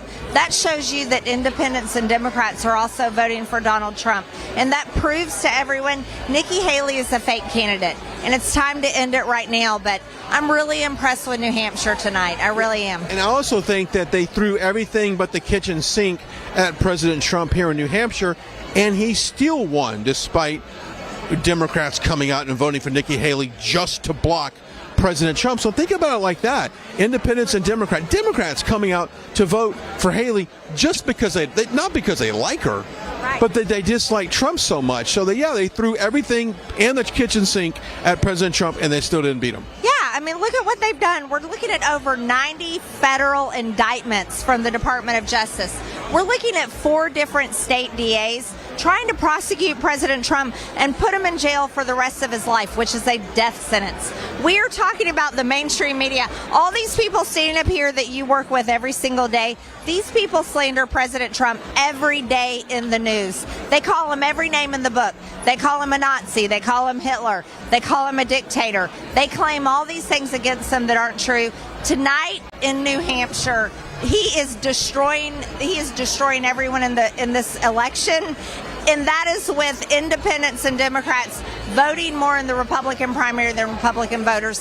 This is a bigger victory than anyone could have realized, and it needs to stop.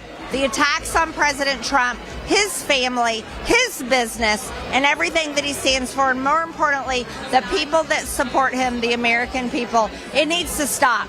Enough is enough in this country, and we're sick and tired of it. I am absolutely fed up with it. It's time to come together. It's time to be Americans. It's time to be Americans first, and the voters have declared it tonight. How big is the conflict in Ukraine going to play on this election? Because obviously the base is very much against this conveyor belt of U.S. tax dollars going over to Zelensky's pockets. We're against that. But President Biden and many of the Democrats and even some of the House Republicans who, I fight more on the Republicans and you fight more Republicans. How big is Ukraine going into this war? I think it's huge. The real issue is our southern border. We have seen the Supreme Court come down with a ruling that actually says the federal government is now at war with the state of Texas, and that is over Texas border security. But yet we have the idiots in Washington, D.C. that continue to want to be America last. And so here we have the Senate coming out with this border package that they're going to try to force us in the House to actually vote for, where they want us to fund Ukraine $60 billion more when you have President Zelensky of Ukraine asking Switzerland for, they're asking for peace talks. So my question back to the Washington establishment is how many Ukrainian men are going to have to die in a war that the United States is funding because it's a proxy war against Russia? How much more is that going to continue on? So if you call yourself pro-Ukraine, you should be for saving Ukrainian lives, not funding the war that's murdering them. You should be for peace for Ukraine and prosperity for Ukraine, not for funding a war that's murdering Ukrainians. So yeah, this Ukraine war is big, but our border security is number one, and that's what we're going to fight for.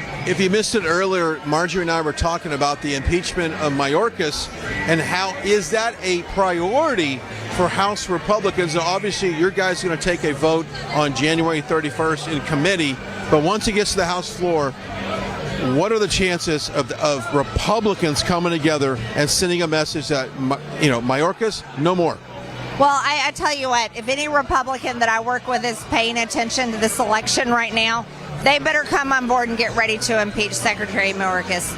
These are my articles of impeachment, and I serve on the Homeland Security Committee. This is something that we have all together as a committee been working on, because with our chairman, Mark Green, with all of the other good congressmen and women that I serve with, they have been working hard on this issue. We are ready to move forward with impeachment of Secretary Mayorkas, and we're ready for all of our colleagues to join us. Actually, it doesn't matter, Republican or Democrat. We need to impeach Secretary Mayorkas because he has broken federal law, and he's broken the laws of the United States with his wide open border policies, and it's murdering Americans every day. Can we talk about Hunter Biden and the way Hunter Biden made a surprise appearance in the markup, and then suddenly, it was a PR stunt. Walk us through real quickly. What was you thinking when Hunter Biden got up with his little crew and ran out the door? Well, I was really thinking to myself, this man, he's a grown adult, and he was surrounded by grown adult men. And as soon as I was recognized to speak, here he was, him and his Kevin Morris, his sugar daddy, and his attorney, Abby Lowell, got up and they literally ran out of the room. They ran out of the oversight room. And what did that say? That meant they were terrified of the words that I was about to speak to Hunter Biden out of that microphone. And that shows you right there that Hunter Biden cannot face the truth, and he has everything to hide. And you don't want to know what he's hiding, Brian? He is hiding the fact that he has trafficked women, he's violated the Mann Act, and that he has behaved in repulsive ways Not only that, he's guilty. He and his family are guilty of corruption, and they have sold out America. They have sold out Americans, and they have sold Joe Biden's power and his positions of power, and they have enriched themselves by millions and millions of dollars. And this isn't something we're making up. We have absolute evidence of this. We have it through our Oversight Committee investigations, and we are going after Hunter Biden, but really we're going after Joe Biden, because Joe Biden is the one that was elected by people to serve this country, and Joe Biden is the one that sold this country out. So shame on Joe Biden, shame on Hunter Biden, and you know what? He needs to be impeached. We need to impeach Joe Biden, and I hope that's what we do after this. Okay. How can people follow you on social media? I know that you're very active on X, and you like to really push out a lot of stuff that you might not see on every other Republican's pages, but how can they follow you? Well, I hope they follow me on my social media. My congressional accounts are Rep MTG. That's where you can follow my work. You can also follow my personal accounts at Real Marjorie Green, or on X at MTGreenE. That's got 2 E's on the end. That's my original account that Twitter banned because I told the truth about COVID. But I'm back on there now. Take me walk. I was with you when they reinstated her account, and you would think that she saw Santa Claus for the first time. You were real excited about that. Do you remember what your first tweet was when you got it reinstated?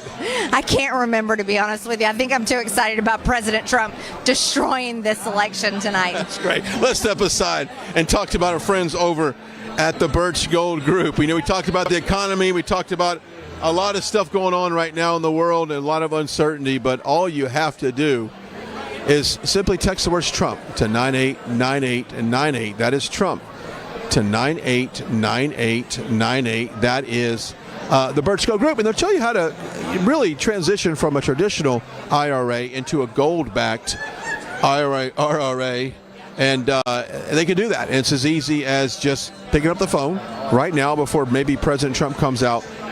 989898's the number, and just simply text the words Trump. Now, I've got some updated numbers here. I got 55.1 for Donald J. Trump, and Haley coming in at 44.2, DeSantis at 0.5, and Oda 0.2. So we're now in that 55 point region, which is a little higher than what I thought. But anyway, you can see probably Marjorie taking some pictures with some fans. But go check it out. The Birch Gold Group. Text Trump to 989898. That is the Birch Gold Groups. A lot of familiar faces in the room today. Obviously, a lot of Trump surrogates, a lot of Trump supporters. So we can, really talk about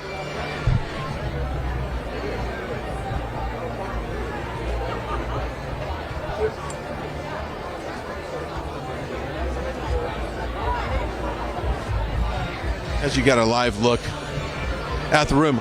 I am anticipating a speech here probably on the other side of the 9 o'clock hour. I think it's probably intimate. I would imagine President Trump saying a few words, but I was saying there were some familiar faces here, and I know that you've got some surrogates. You got obviously people from Congress. I haven't seen. Have you seen any senators here or anybody else? I see Senator Scott right there. Well, there he is. What perfect timing is that? I look over, Senator Scott right there. I just said. That's pretty funny.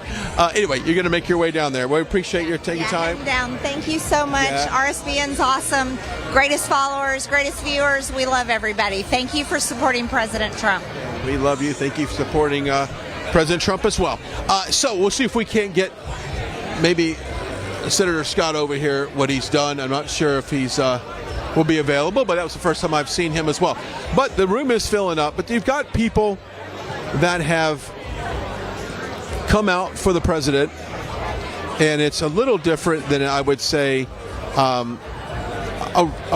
It's got a feel of a rally, but it's very much an election victory party, though. I said that, and it's kind of hard to describe. It does feel like that. Okay, so we've got the numbers. We have all of that. we talked a little. Margie talked a little bit about the ESG and how that was the corporate scam behind that. And President Trump does talk about that during his speech. In fact, that this whole agenda has been forced on American corporations in need of having some type of minimal carbon footprint or some type of equity as far as hiring or certain people, even with not only it doesn't matter about your ability to do a job now. It's more in line with how many people in the LGBTQ community have you hired. It's more about that than the actual people that you hire. And I think it's interesting that you've even got that in the airlines. And I said this earlier, I don't know about you, but when I step on an airplane, I'm less concerned about the latest hire meeting some checkbox.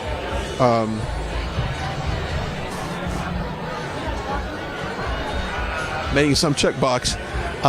And I'm more concerned about, the ability of a pilot and can they land the plane? Are they an effective pilot? Are they trained? How many flying hours do they have? And we've even got pilots on our staff right now that would probably back me up on this, because I know it's very hard to get your pilot license. It's very hard to go through flight school. It's very much like going through medical school, from what I understand. So I'd like to see a little bit more career path, some trade stuff being implemented on that. We're going to take a quick commercial timeout. We come back. We're live at President Trump's now victory party here in New Hampshire. A few minutes. We'll come right back. Don't go away. Parents and grandparents, the 2024 Kids Guide to President Trump is here, and it's free. As a bonus, your child gets a free issue of Everbright Kids magazine and activity book, and a free video lesson. Order now at freetrumpbook.com. That's freetrumpbook.com. Welcome to the Right Side Broadcasting Network. We're not like the other media outlets out there that cut and edit what other people say.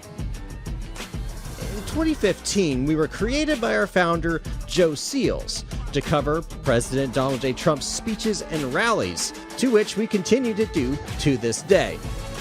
We've also covered important conservative events like CPAC, TPUSA, March for Life, and many other important events and hearings around the country.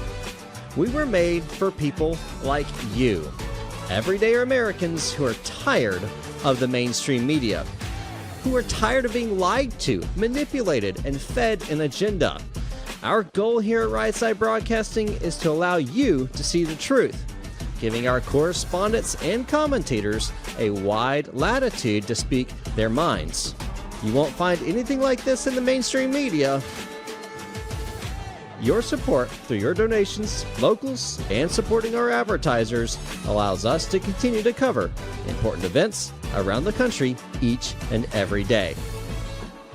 So, from us here at Right Side Broadcasting, thank you for supporting us and the right side of history. Hello, I'm Mike Lindell, and I'm here to tell you about my new product from MyPillow, towels that actually work. Watch this absorbency test. Here's another towel that we randomly went out and bought. Here's one of my towels with the nice design. I don't know if you can see this, but you could line a swimming pool with this. I mean, this is crazy. Get rid of it. Towels that actually work.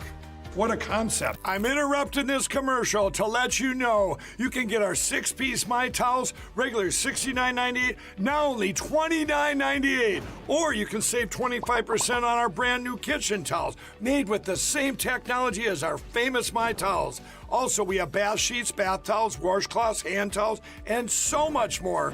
And the best part, with your promo code, your entire order ships absolutely free. So go to mypillow.com or call the number on your screen. Use that promo code to get deep discounts on all My Towels. And for a limited time, your order ships absolutely free. What's up, guys? My name is Jaden Hurd, and I have a Christian show called Let It Be Heard, where we analyze culture and current events from a biblical perspective. I highly recommend you guys check us out. We now have episodes every Monday, Wednesday, and Friday. And basically, what happens is we react to videos, we have talking points, we have on guests, and it's very exciting. Come check us out on Rumble on the RSBN channel. God bless you guys.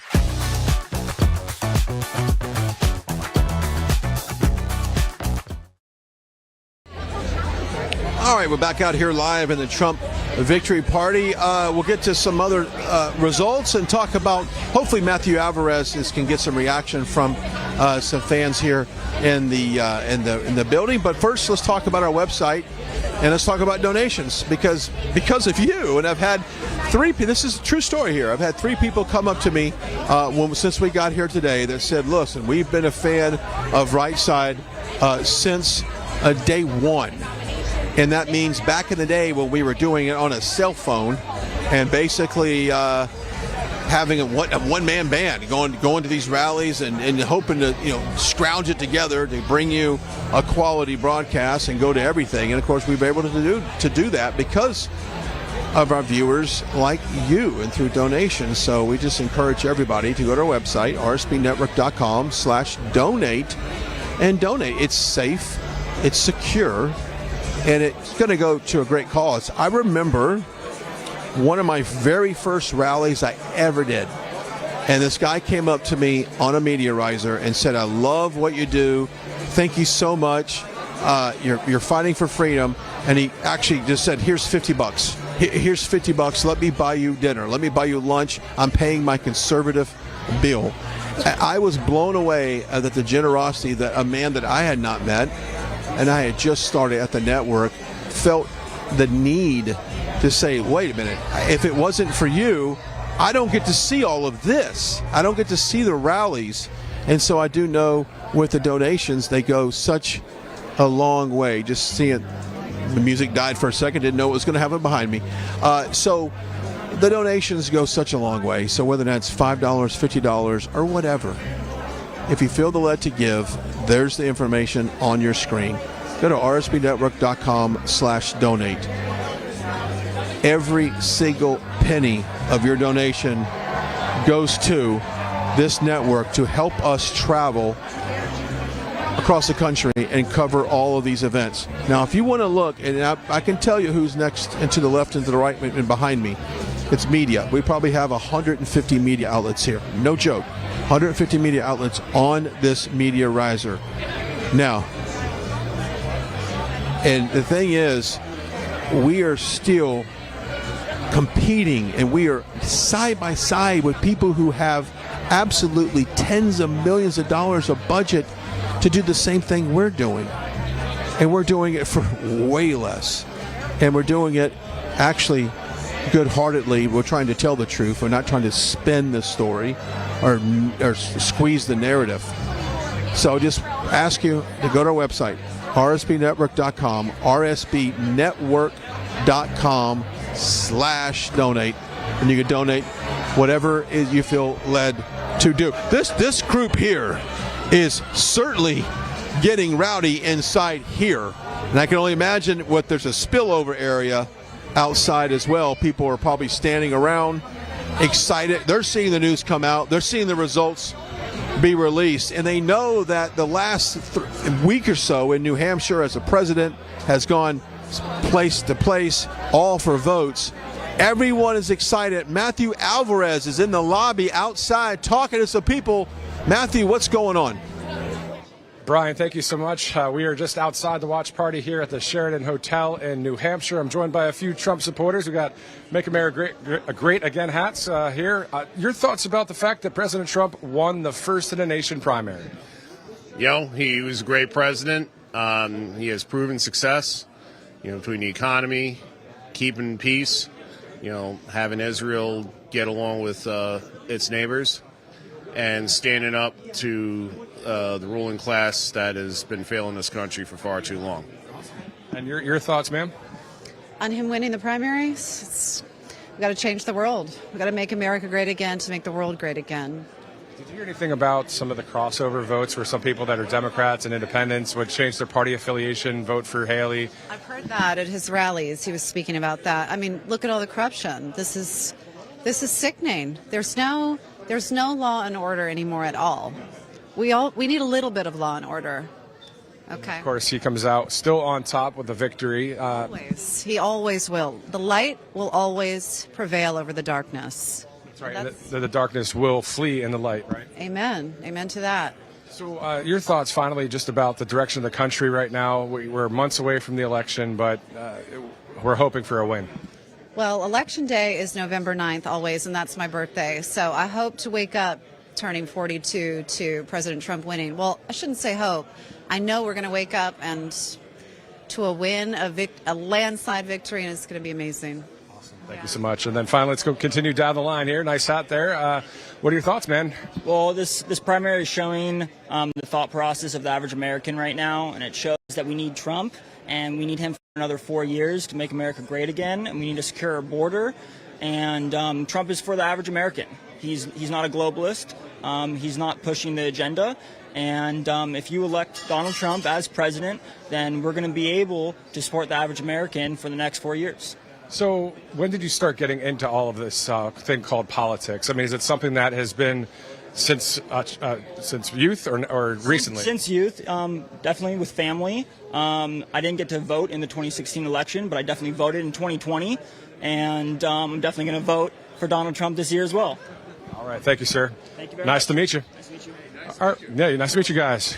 Can we get a photo with you? Of course, you can get a photo real quick, but we are live right now here on Right Side Broadcasting Network. That's all right, you can take a quick photo. But, we saw just over at the Red Arrow Diner, which was pretty awesome just earlier in the broadcast. If you missed any of those interviews, you can scrub back on Rumble or YouTube, wherever you're watching. So let's just walk this way a little bit, see if we can run into some more patriots and the people that are just happy that President Trump won here in New Hampshire. To my left, you might not recognize this guy, but we actually interviewed him at the diner. I said, hey, you guys going to well, they asked me where the watch party was, so here they are. What's it like to continue the business trip with you and your wife from Texas? This is exciting. And then I heard that it was called on the way down. So, yeah, we're just kind of hoping to get another glimpse of the future president. Your thoughts? I'm enjoying it. I'm enjoying every bit, and it's Trump all the way for us. And so when did you start to like Donald Trump, or just the fact of all these conservative, policies? When I met him, I was Democrat. Yeah, my parents were Democrat and everything. So right before they passed away, because they no longer live, they became Republicans, and from there. And then I met him, and he's Republican, so we had something in common. So was it easy for you to make the transition from a Democrat to a Republican, and what was it like to do that? No, well, I guess Democrats are used to a different way, and I learned that if you want something, you go get it. You don't wait for somebody to hand it to you. Yeah. If you're going to get somewhere in life, and it's true. We work now. The party has walked away. The party has walked away from their constituents. They've moved on. They've gone so far to the left. So we know several people that are there in the valley, back in McAllen, that are Democrats, and they can't stand what's happening going on in the border. And Joe, if you missed the interview, Joe and Ira at the diner, we were talking about the fact that they live 6 miles north of the southern border. So just in case you missed that, I don't want to ask that important question once again. What is it really like to live that close to an invasion of our country? Well, the ugly side of it, right, is the trash that's left behind, the people that are just being used, the people that are there in our city. You don't want to become callous to it, but again, a lot of us have families that work with the government, or our daughter works with the Border Patrol, and so they're just heavily overworked. And I've been out to the west, down on the river, been escorted down there with Border Patrol and state troopers, and it's scary in some of those places. I wouldn't go down there without them. What do you think the solution is right now after the Supreme Court rules in favor of the federal government against the state? That seems like an absolute mess right there in the Lone Star State. Yeah, I think it is. Abbott definitely has some work cut out for him. But I think if other governors around the country would just kind of suit up, and that's what it's going to take. It's just going to take more and more of the voice from more governors, I think. Unfortunately, Katie Hobbs would not be one of those governors. Am I right? No. No. And I tell you what, if Beto O'Rourke had become governor, oh man, I can't imagine what Texas would be like today. I hear you. Unfortunately, I saw a meme on Truth Social that showed the border and then showed the border wide open and then a red carpet right into Texas. That's what it seems like right now. They'll do that. We knew this was coming. Yeah, I have a daughter, and she works with Border Patrol. She knew what was happening. All our hotels were occupied by immigrants. You would pass through those hotels and those curtains were closed. They were getting fed from the best restaurants. They didn't want Walmart shoes and clothes. They would see your clothes like the text, and it's like, no, I want those, call my sponsor. So automatically they had an attorney already. And they would call the attorney, and it's like, I want those tennies. They would get them for them. Something else, guys. We knew. So by the time everybody landed up in the states up here, we knew they were being shipped at night because we would see them. For a long time. Yeah, they were going on planes also. Thank you, guys. Joe and Ira, thank you for seeing you here again in Nashua. Just saw them in Manchester at the Red Arrow Diner. As you see, I mean, people that live right there along the border dealing with this very serious situation. But I'll tell you, what a great time this is for New Hampshire tonight. First in the nation primary, President Trump comes out on top. One in Iowa, one in New Hampshire. Up next, as we know, Nevada on February 8th. But we're going to send it back inside here momentarily to Brian Glenn, who's live inside the watch party just over my shoulder as we are out here in the hotel in Nashua talking with various folks. Obviously, a great night for the Trump team. I'm Matthew Alvarez. If you'd like to follow on Truth Social, let's send it to Brian Glenn right now. Thank you, Matthew. And she's absolutely right.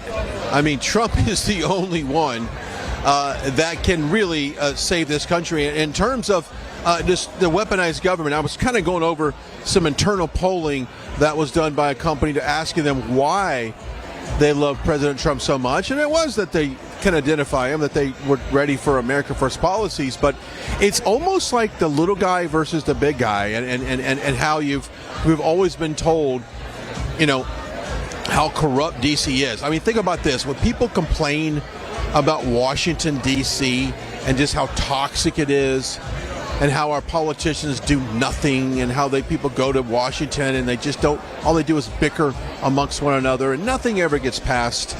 And then they go back and go campaign for re-election, promising to fix all the problems, promising to turn things around, promising they're actually for the people, when actually we're for the system. And I think President Trump, and I said this years ago, that he kicked over the apple cart of the political corruption in Washington, D.C., and he exposed it. And for once, people felt like their elected official, President Trump, was doing exactly what he said he would do. His campaign, promises made, promises kept. I mean, do you remember that? Do you remember all the things he said he would do if he was elected? And of course, 2016, he had for the first 2 years, he had nothing but blockade from Speaker Paul Ryan and others in the Republican Party. We were our own worst enemy the first half of 2016. So a lot of the changes didn't necessarily happen until the second half of his presidency.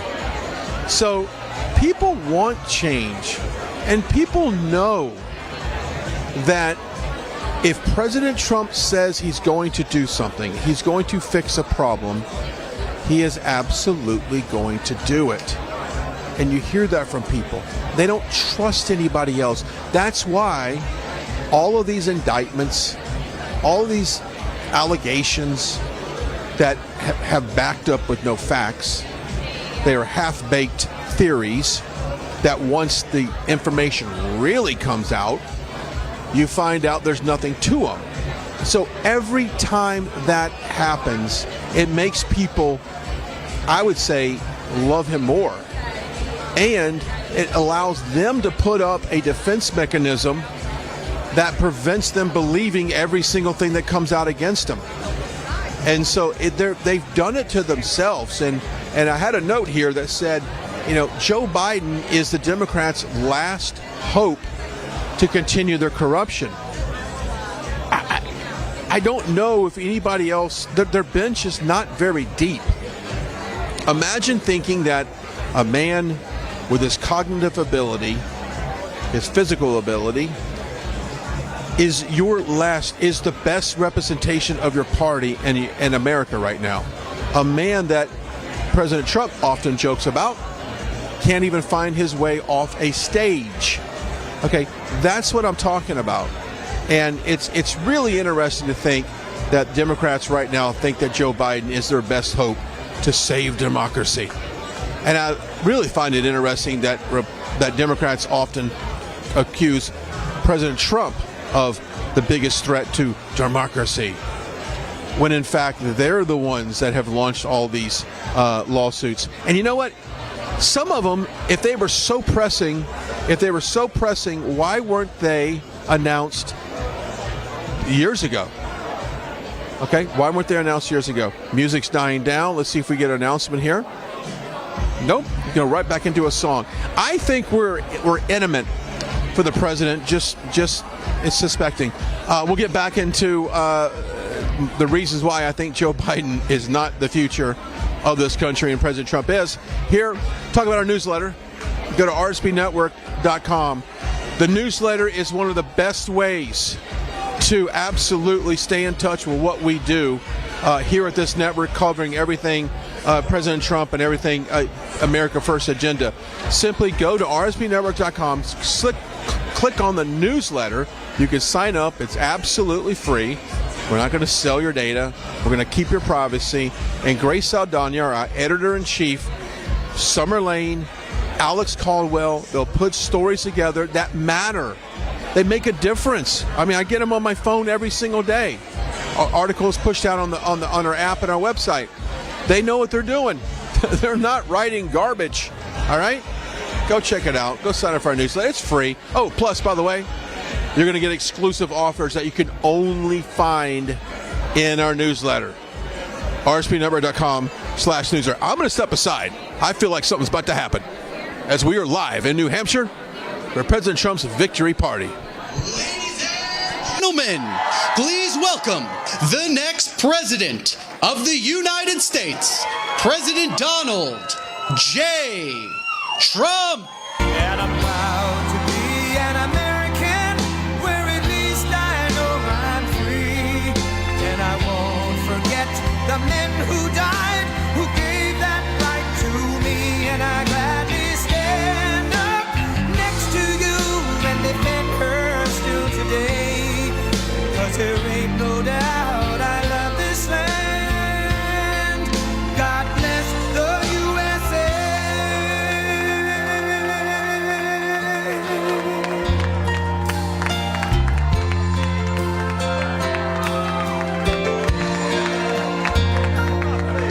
From the lakes of Minnesota to the hills of Tennessee, across the plains of Texas, from sea to shining sea, from Detroit down to Houston and New York to LA, where there's pride in every American heart, and it's time we stand and say that I'm proud to be an American, where at least I know I'm free. And I won't forget the men who died, who gave that right to me. And I gladly stand up next to you and defend her still today. 'Cause there ain't no doubt I love this land. God bless the USA.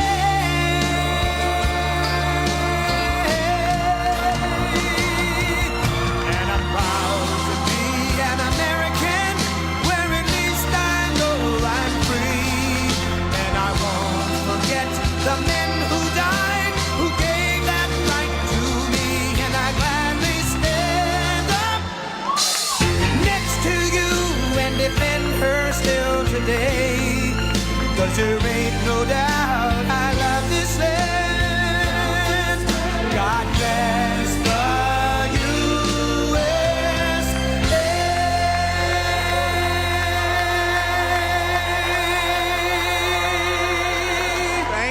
everybody. Thank you. Whoa.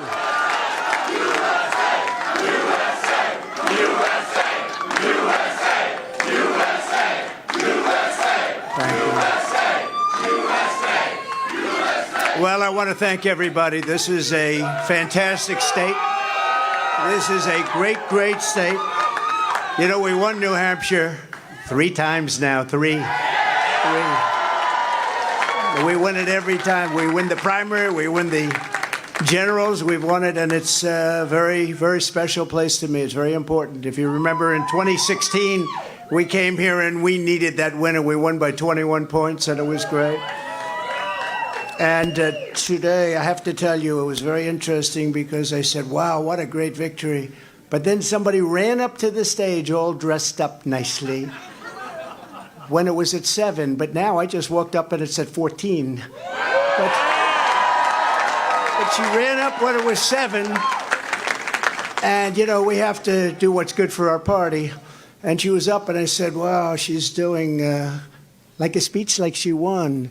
She didn't win, she lost. And you know, last week we had a little bit of a problem, and if you remember, Ron was very upset because she ran up and she pretended she won Iowa.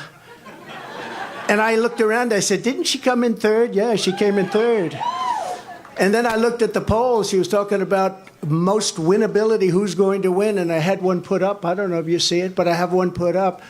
We've won almost every single poll in the last 3 months against crooked Joe Biden. Almost every poll. And she doesn't win those polls.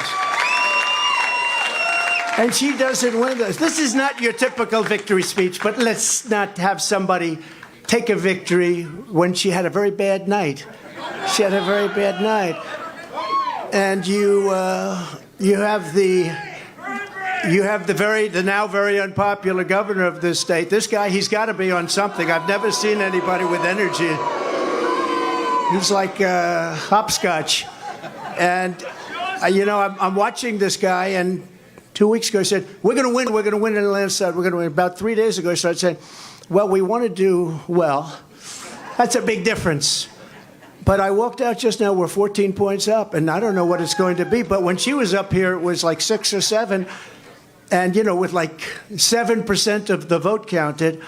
Now, let me just tell you, we had an unbelievable week last week in Iowa. We set a record. It was the best in the history of the caucus, in the history. And I remember I sort of had the same feeling.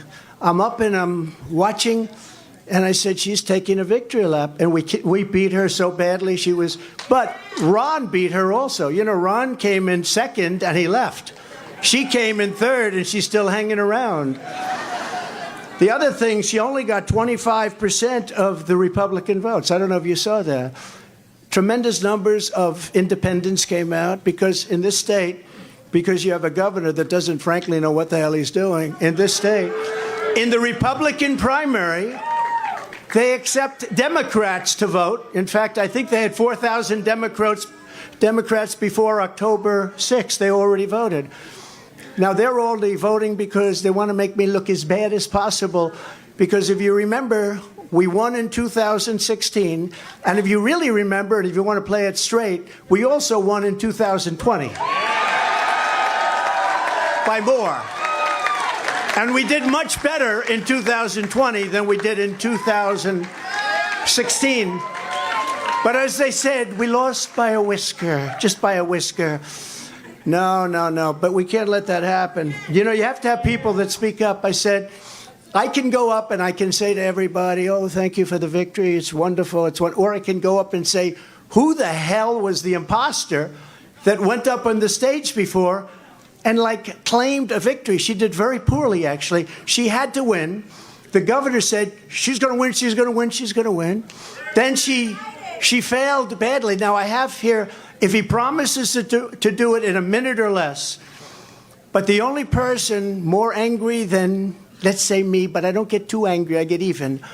The only person, because he was there, and he did fantastically well, by the way, and then he endorsed me.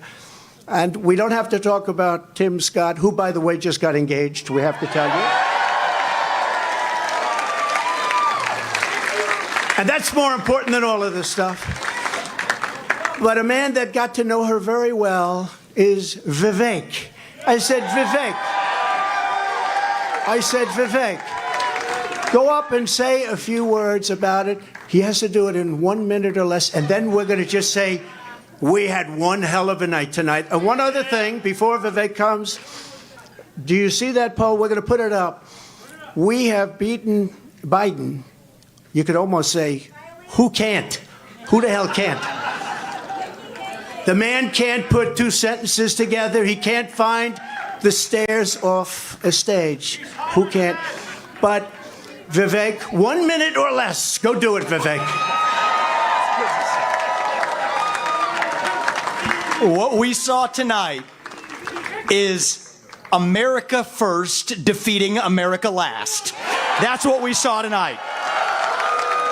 If you want America last, you can go to Joe Biden. You got another candidate still apparently in the Republican primary. Cut your Social Security to fork over more money to Ukraine so some kleptocrat can buy a bigger house. Go to Nikki Haley. But you know who delivered a double-digit victory tonight? It is a double-digit victory as of right now. Is this man, Donald J. Trump, the leader of America First. And that means something. Now, USA and Donald Trump, America First. Now, I got 30 seconds left. I want to make this point here, okay? We got to say this right. What we see right now with her continuing in this race is the ugly underbelly of American politics, where the mega donors are trying to do one thing when we the people say another. And it's up to us, to we the people, to at long last say, hell no. We the people create a government that is accountable to us. And we the people have said tonight, we want, again, as we did in Iowa, Donald J. Trump. And so you want to actually speak truth. That's the truth tonight. And the only thing they're rooting for is an ugly thing that we don't want to see happen. That's what these people are rooting for, is playing to say long enough so the Reid Hoffmans and the ugly Democratic George Soros Jr.'s who are funding the lawsuits against Trump can prop up their puppet. We say no to that vision. I say the general election begins tonight, and this man will win it in a landslide. God bless you, Donald J. Trump. Vote Trump, USA.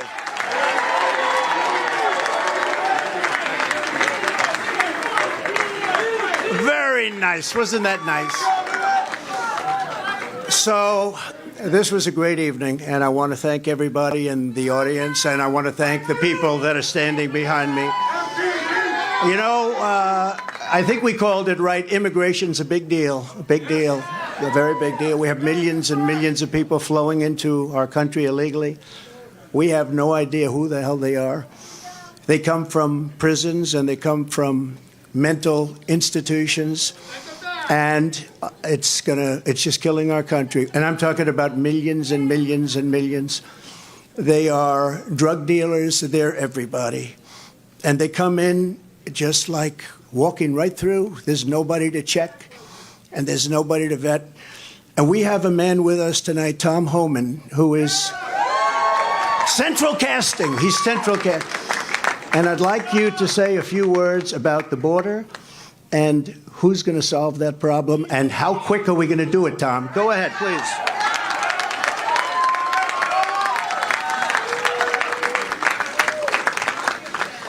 Look, I worked for 6 presidents down around Reagan, and every president I ever worked for did something to secure the border. But no one did more than President Trump. The most secure border in my lifetime.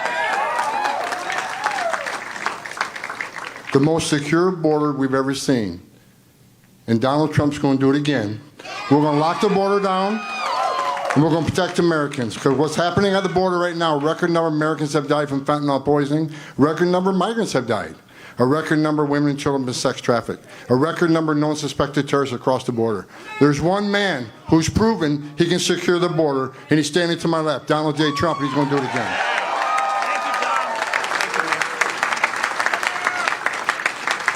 Thank you very much, Tom. So this is an evening that I will not forget because it's the 3rd time. But more importantly, I think it's going to be the most important time. We won both. It was, I think somebody said if you win both, they've never had a loser. Let me put it that way. When you win Iowa and you win New Hampshire, they've never had a loss. There's never been. So we're not going to be the first, I can tell you. And I just do want to reiterate the polls. We're way up on everybody. We're way up on Biden. And over the last couple of months, if you check, and you have to remember, in 2016, they were saying, oh, what does he know about elections? He's not going to win. He can't win. He can't. Well, we won. And we got millions, and you can check this, and I hope the cameras don't turn off because they hate this, but we got millions and millions of more votes the second time. Right, Mr. Congressman?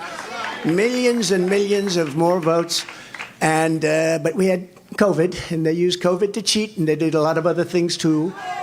We're not going to let that happen, and that's still going along. We don't forget. You can never forget history, because if you forget, you never recover from it, and you repeat, and we're not going to repeat. We're going to have the greatest election success. We're going to turn our country around. If you take a look throughout the history of our country, if you took the 10 worst presidents in the history of this not great country right now, it's a country in decline, it's a troubled country, it's a failing country, frankly. But if you took the 10 worst presidents and put them together, the 10 worst, absolutely 10 worst. I used to say 5. Remember, I'd say 5. Then I said, wait a minute, we can add another 5. They would not have done the damage that crooked Joe Biden has done to our wonderful country. They would not have done the damage.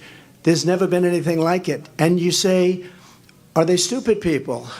I don't think so, because nobody can cheat that well if they're stupid. Do they hate our country? They must hate our country, because there's no other reason that they can be doing the things they do. Take a look. The taxes, they want to raise your taxes times 4. They want to let the Trump tax cuts, the biggest tax cuts in the history of our country, they want them to expire. Your taxes are going to go through the roof. You take a look at regulations. They're throwing regulations. You can't breathe. You can't even breathe with what they're doing. You take a look at our border. So bad. There's never been a border like this in the world. 4 years ago, we had the safest, best border in the United States. I built hundreds of miles of border wall. And they always say, oh, he didn't build hundreds of miles, because if there's a board laying on the ground, they say that's a renovation. They call it a renovation. If there's 2 nails laying from 50 years ago, they say, oh, that was a renovation. These are very dishonest people, and you're always fighting them. And just a little note to Nikki. She's not going to win. She's not going to win. But if she did, she would be under investigation by those people in 15 minutes. And I could tell you 5 reasons why already. Not big reasons. A little stuff that she doesn't want to talk about. But she will be under investigation within minutes. And so would Ron have been. But he decided to get out. He decided to get out. Now, Vivek, I don't think would be at all, because he's perfect, right? And Tim Scott, I know would never. That's no chance. Hey, Tim, do you want to say something? Come on. Come on. I want him to say something. New Hampshire. The president said a double-digit win in New Hampshire, and you delivered a double-digit win for President Trump. But I'm going to invite you to my home state starting tomorrow, where this election is over. It is time for the Republican Party to coalesce around our nominee and the next president of the United States, Donald Trump. Let's get that party started tonight. What a good guy. What a good man he is. But just remember, I did hear Nikki say, and now it's off to South Carolina. Well, I love South Carolina. I love it. But, you know, she forgot one thing. She forgot one thing. Next week, it's Nevada. Next week, it's Nevada. It's not South Carolina. We love South Carolina, but next week, it's Nevada. And I'm pleased to announce we just won Nevada. We just won 100%. Because all of them, they looked at it and they took polls, and I was polling at 95% to 4 or 5%, and they decided not to play in Nevada. So we just won Nevada. We have a man from Nevada here, Steve Wynn, wherever he may be, and John Paulson, the great John Paulson, made plenty of money in Nevada. Doesn't live there, but he makes a hell of a lot of money. He makes money everywhere he goes, actually. So Money Machine, maybe we'll put you, you know what? Put him at Treasury. You want to make a little money? Let's put you. Anyways, good to have you guys. But we go to Nevada, and that's been won, so we pick up all of those delegates. And then we do go to South Carolina, where we've done really well, where I've done well. We have a great governor and lieutenant governor and great everything, because almost every one of them have endorsed me. 2 great senators, which is hard. I mean, did you ever think that she actually appointed you, Tim? And think of it, appointed, and you're the senator of his state, and she endorsed me. You must really hate her. No, it's a shame. It's a shame. Uh-oh. I just love you. No, that's why he's a great politician. That's why he's a great politician.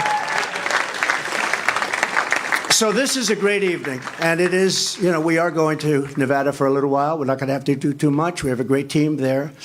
But it's a team that we can now send someplace else. They did a fantastic job, but and it's a fantastic place, really a fantastic place. But we'll be leaving there very quickly. We'll head out to South Carolina, where I think we're going to win easily. I think we're 50 points up, 5-0. 5-0, 50 points up on a person that was governor. That tells you something.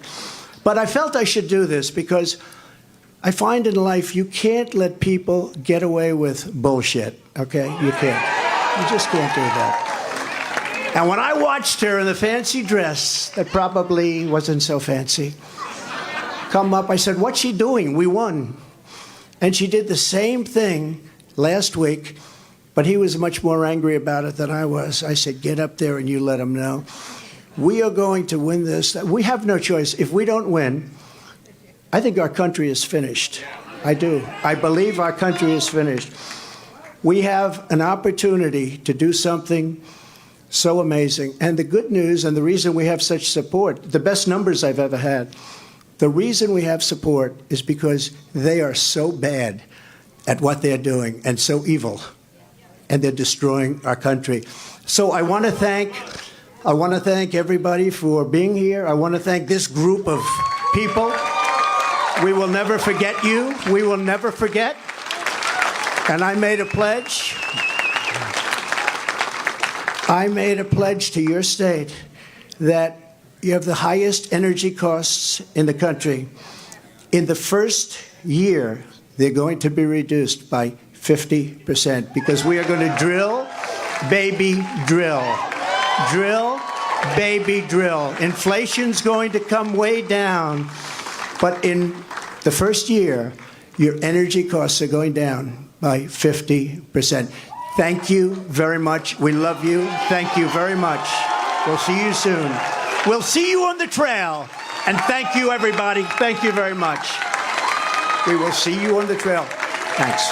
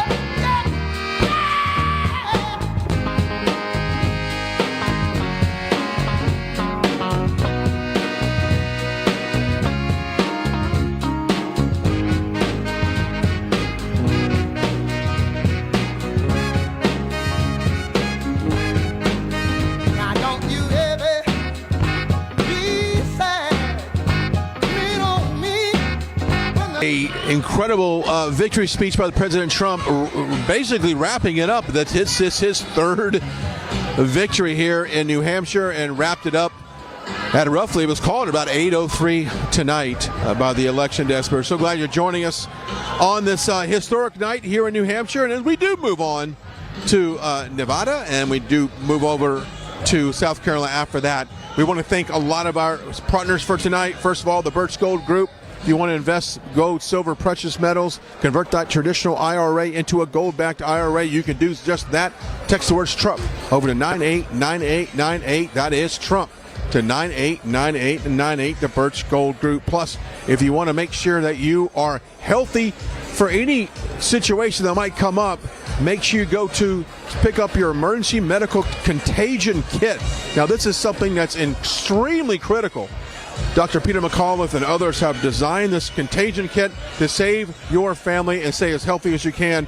Go check it out. The information is on your screen. Plus, if you owe back taxes, don't stress out. Don't feel like there's no solution there. Tax Network USA, their professionals are basically standing by to help you do what you need to do, which is basically get out of any type of tax situation. Tax Network USA.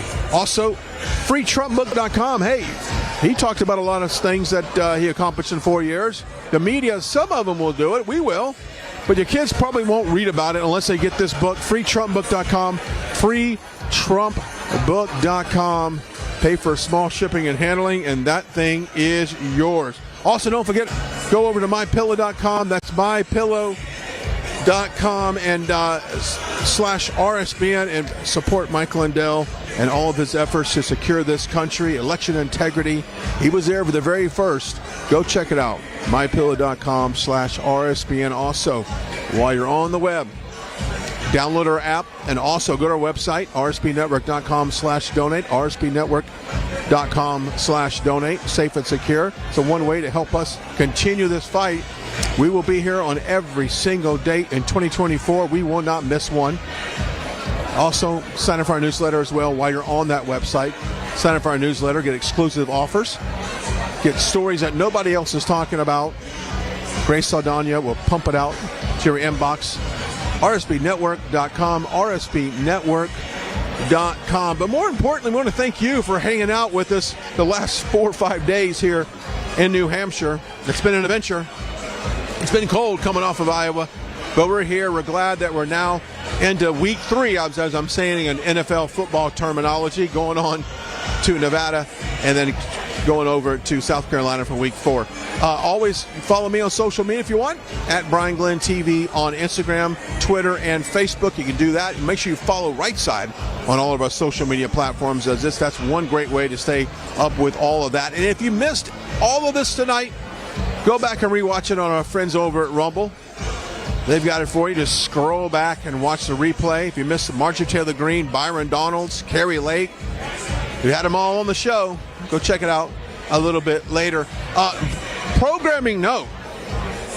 Now, I know Trump's going to be in Las Vegas this coming weekend, but I just saw that there is another Trump speech happening in Arizona, I believe on Friday.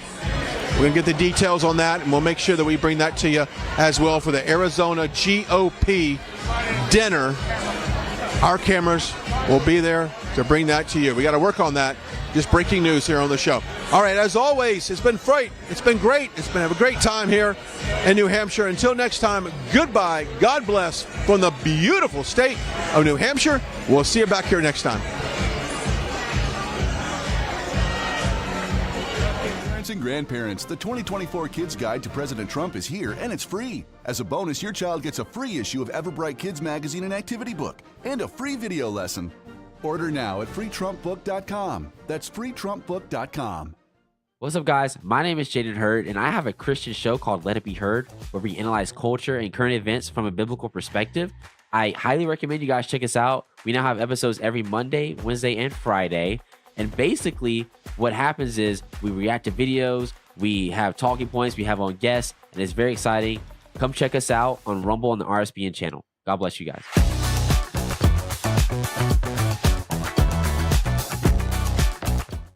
Hello, I'm Mike Lindell, and I'm here to tell you about my new product from MyPillow, towels that actually work. Watch this absorbency test. Here's another towel that we randomly went out and bought. Here's one of my towels with the nice design. I don't know if you can see this, but you could line a swimming pool with this. I mean, this is crazy. Get rid of it. Towels that actually work. What a concept. I'm interrupting this commercial to let you know you can get our 6-piece My Towels, regular $69.98, now only $29.98. Or you can save 25% on our brand new kitchen towels, made with the same technology as our famous My Towels. Also, we have bath sheets, bath towels, washcloths, hand towels, and so much more. And the best part, with your promo code, your entire order ships absolutely free. So go to mypillow.com or call the number on your screen. Use that promo code to get deep discounts on all My Towels. And for a limited time, your order ships absolutely free. Welcome to the Right Side Broadcasting Network. We're not like the other media outlets out there that cut and edit what other people say. In 2015, we were created by our founder, Joe Seals, to cover President Donald J. Trump's speeches and rallies, to which we continue to do to this day. We've also covered important conservative events like CPAC, TPUSA, March for Life, and many other important events and hearings around the country.